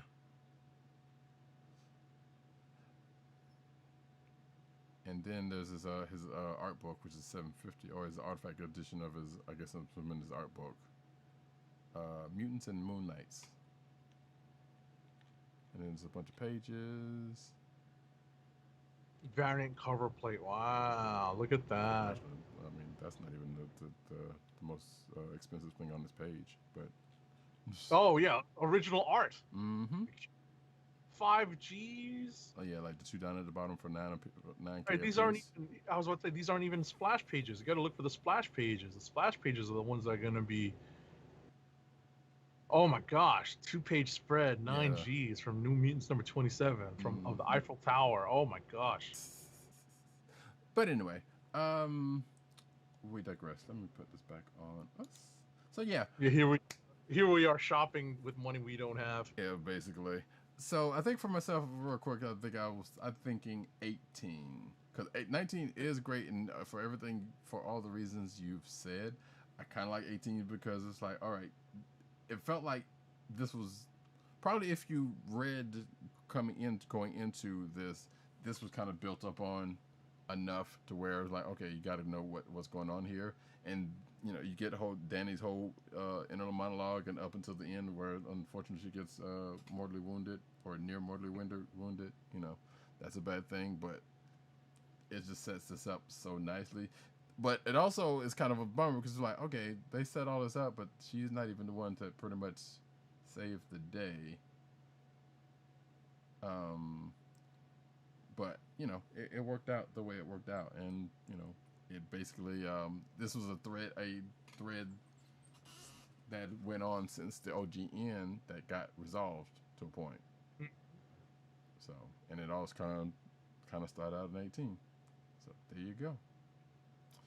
Gotcha. So you're 18 minus 19. Yes. And with that, we're coming good to the end of this here show. You got one more ad read in you? Yes, our last ad read is to ask you to keep our podcast free by shopping at Amazon. Visit cspn.us, then click the Keep Our Podcast Free link at the top of the page. From there, scroll down and click on the Amazon link to shop. Purchase items from Amazon as you normally would, whether it's books, music, electronics, jewelry, apparel, or Marvel Legends figures that I'm still waiting for a week and a half later. For every purchase made on Amazon through our link, Amazon sends the CSPN a payment. It helps us keep the Comic Book Chronicles podcast free for our listeners at no extra cost to you. Amazon.com through cspn.us. Do it today. Boop. I should put the sound effects with those, but I'm not going to do that. It'd be crazy. Anyway, folks, that is the end of our show for this week. Thank each and every one of you for coming by. I'm hoping we get another chance to do this again. Because yeah, like like I said, I've been enjoying doing these when we had the chance to. But comics should be starting back up enough, unless things change to where we're probably getting back into the swing of new releases. And I think next week is definitely going to be a new release recent. And we do still have stuff on the table for just in case something does kind of revert back, and we can still do come on. So we still have a few more of these topics and arcs and stuff to bring up should they end up being the case. Right.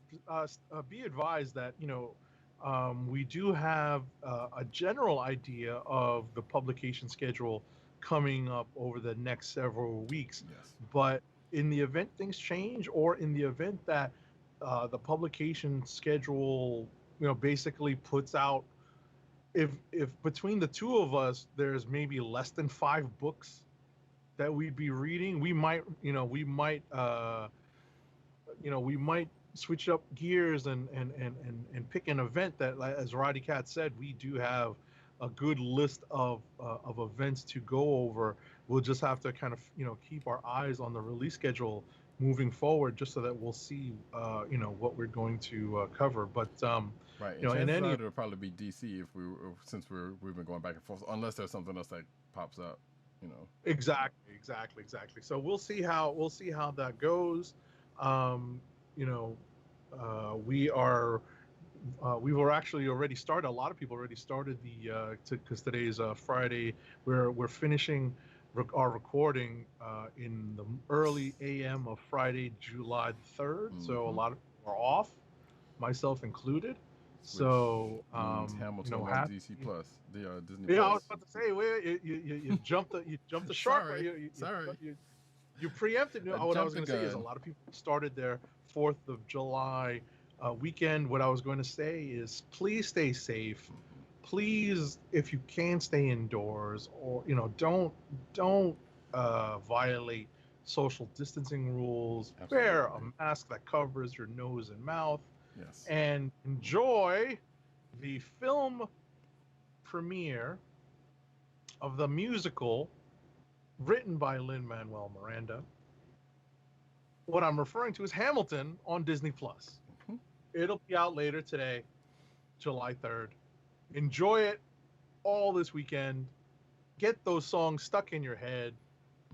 Do a virtual watch party or a watch party at home with your family or whoever's at home with you. Do not go out of your house to watch this with somebody else. It's not necessary. Ask them for their Disney Plus login. I was about to say no. There are definitely many ways to do this without having to do this. You can hop on Discord. You can do there's probably a Chrome extension for Disney Plus at this point. Who even knows? But there are many ways to do this with people that you don't have to go to their house and risk COVID or to them or yourself. Exactly. So, just stay safe. Have a safe and happy 4th of July weekend. Yeah. If We you will celebrate. see you. Yes. We will see you next week. Don't eat too many Nathan's hot dogs. I'll have a few. Oh, Not, jeez. not enough to win the contest, of course, but Of course. I'm kind of bucking for pizza at this point, but I don't know. We'll see. But with that, so this has been the Comic Book Chronicles. My name has been Roddykat. You can find me at Roddykat on Twitter. This, also News Nerds Need on Twitter. Also News Nerds Need Reddit. Also where you can apparently, you could have seen me get called a lefty schmuck by some persons I think I might actually know because of actually posting news that probably offended their fragile sensibilities when certain folks of a certain race are going full and crazy left and right. But yes, you can follow me at those places. You can also find me at CBCaps on Instagram. Agent_70 on Twitter and Instagram. Maybe we'll get him a YouTube page or a Vine account, not a Vine account, or a Byte account to do some stuff like that. But until then, go check out his Instagram stuff and his Twitter. PC_Dirt on Twitter, Pop Culture Net on Twitter, PopCultureNetwork.com, and all those umbrella sites therein, and also on said Byte, Vine replacement under Comic Reviews, no vowels. The Osiris of this ish, Tim DOGG98 on Twitter, CB Cron, which is the Comic Book Resources Twitter account. Go say hey, y'all are doing a great job. Appreciate you. Send us questions, comments, concerns there. Hopefully the concerns are good ones. I don't know, but CB Cron, that's that. The Click Nation on Twitter, theclicknation.com. That's DKLIQNATION. And of course, he is over on the Comic Book Resources, where he's over there writing his Face Off. And I hate the movie Face Off, so I don't know why I keep going along with that one, but whatever. It's appropriate. You can find this here podcast. Face Off is a bad movie. Do not watch Face Off. Watch The Killer if you're going to watch a John Woo movie, period. A Better Tomorrow, also a good movie. Come on, people. You can do better than Face Off. Very much can. Not even Nicolas Cage's best, but I digress. Anyway, you can find this here podcast at your podcast perusal place of choice, whether it be Google Play, Apple iTunes, aka Apple Podcasts, Spotify, or the Cold Slither Podcast Network's SoundCloud page.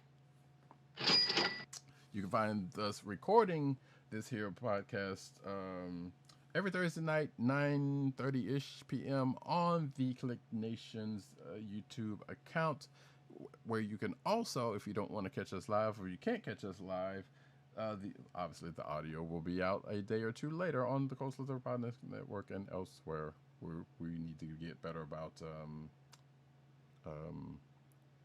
putting that out there. And with that, folks, this has been Comic Book Chronicles. Thank you very much. Be safe. Like Agent 7 said, happy 4th of July. Peace. Peace. One, we not throwing away our shot. I love it when a plan comes together.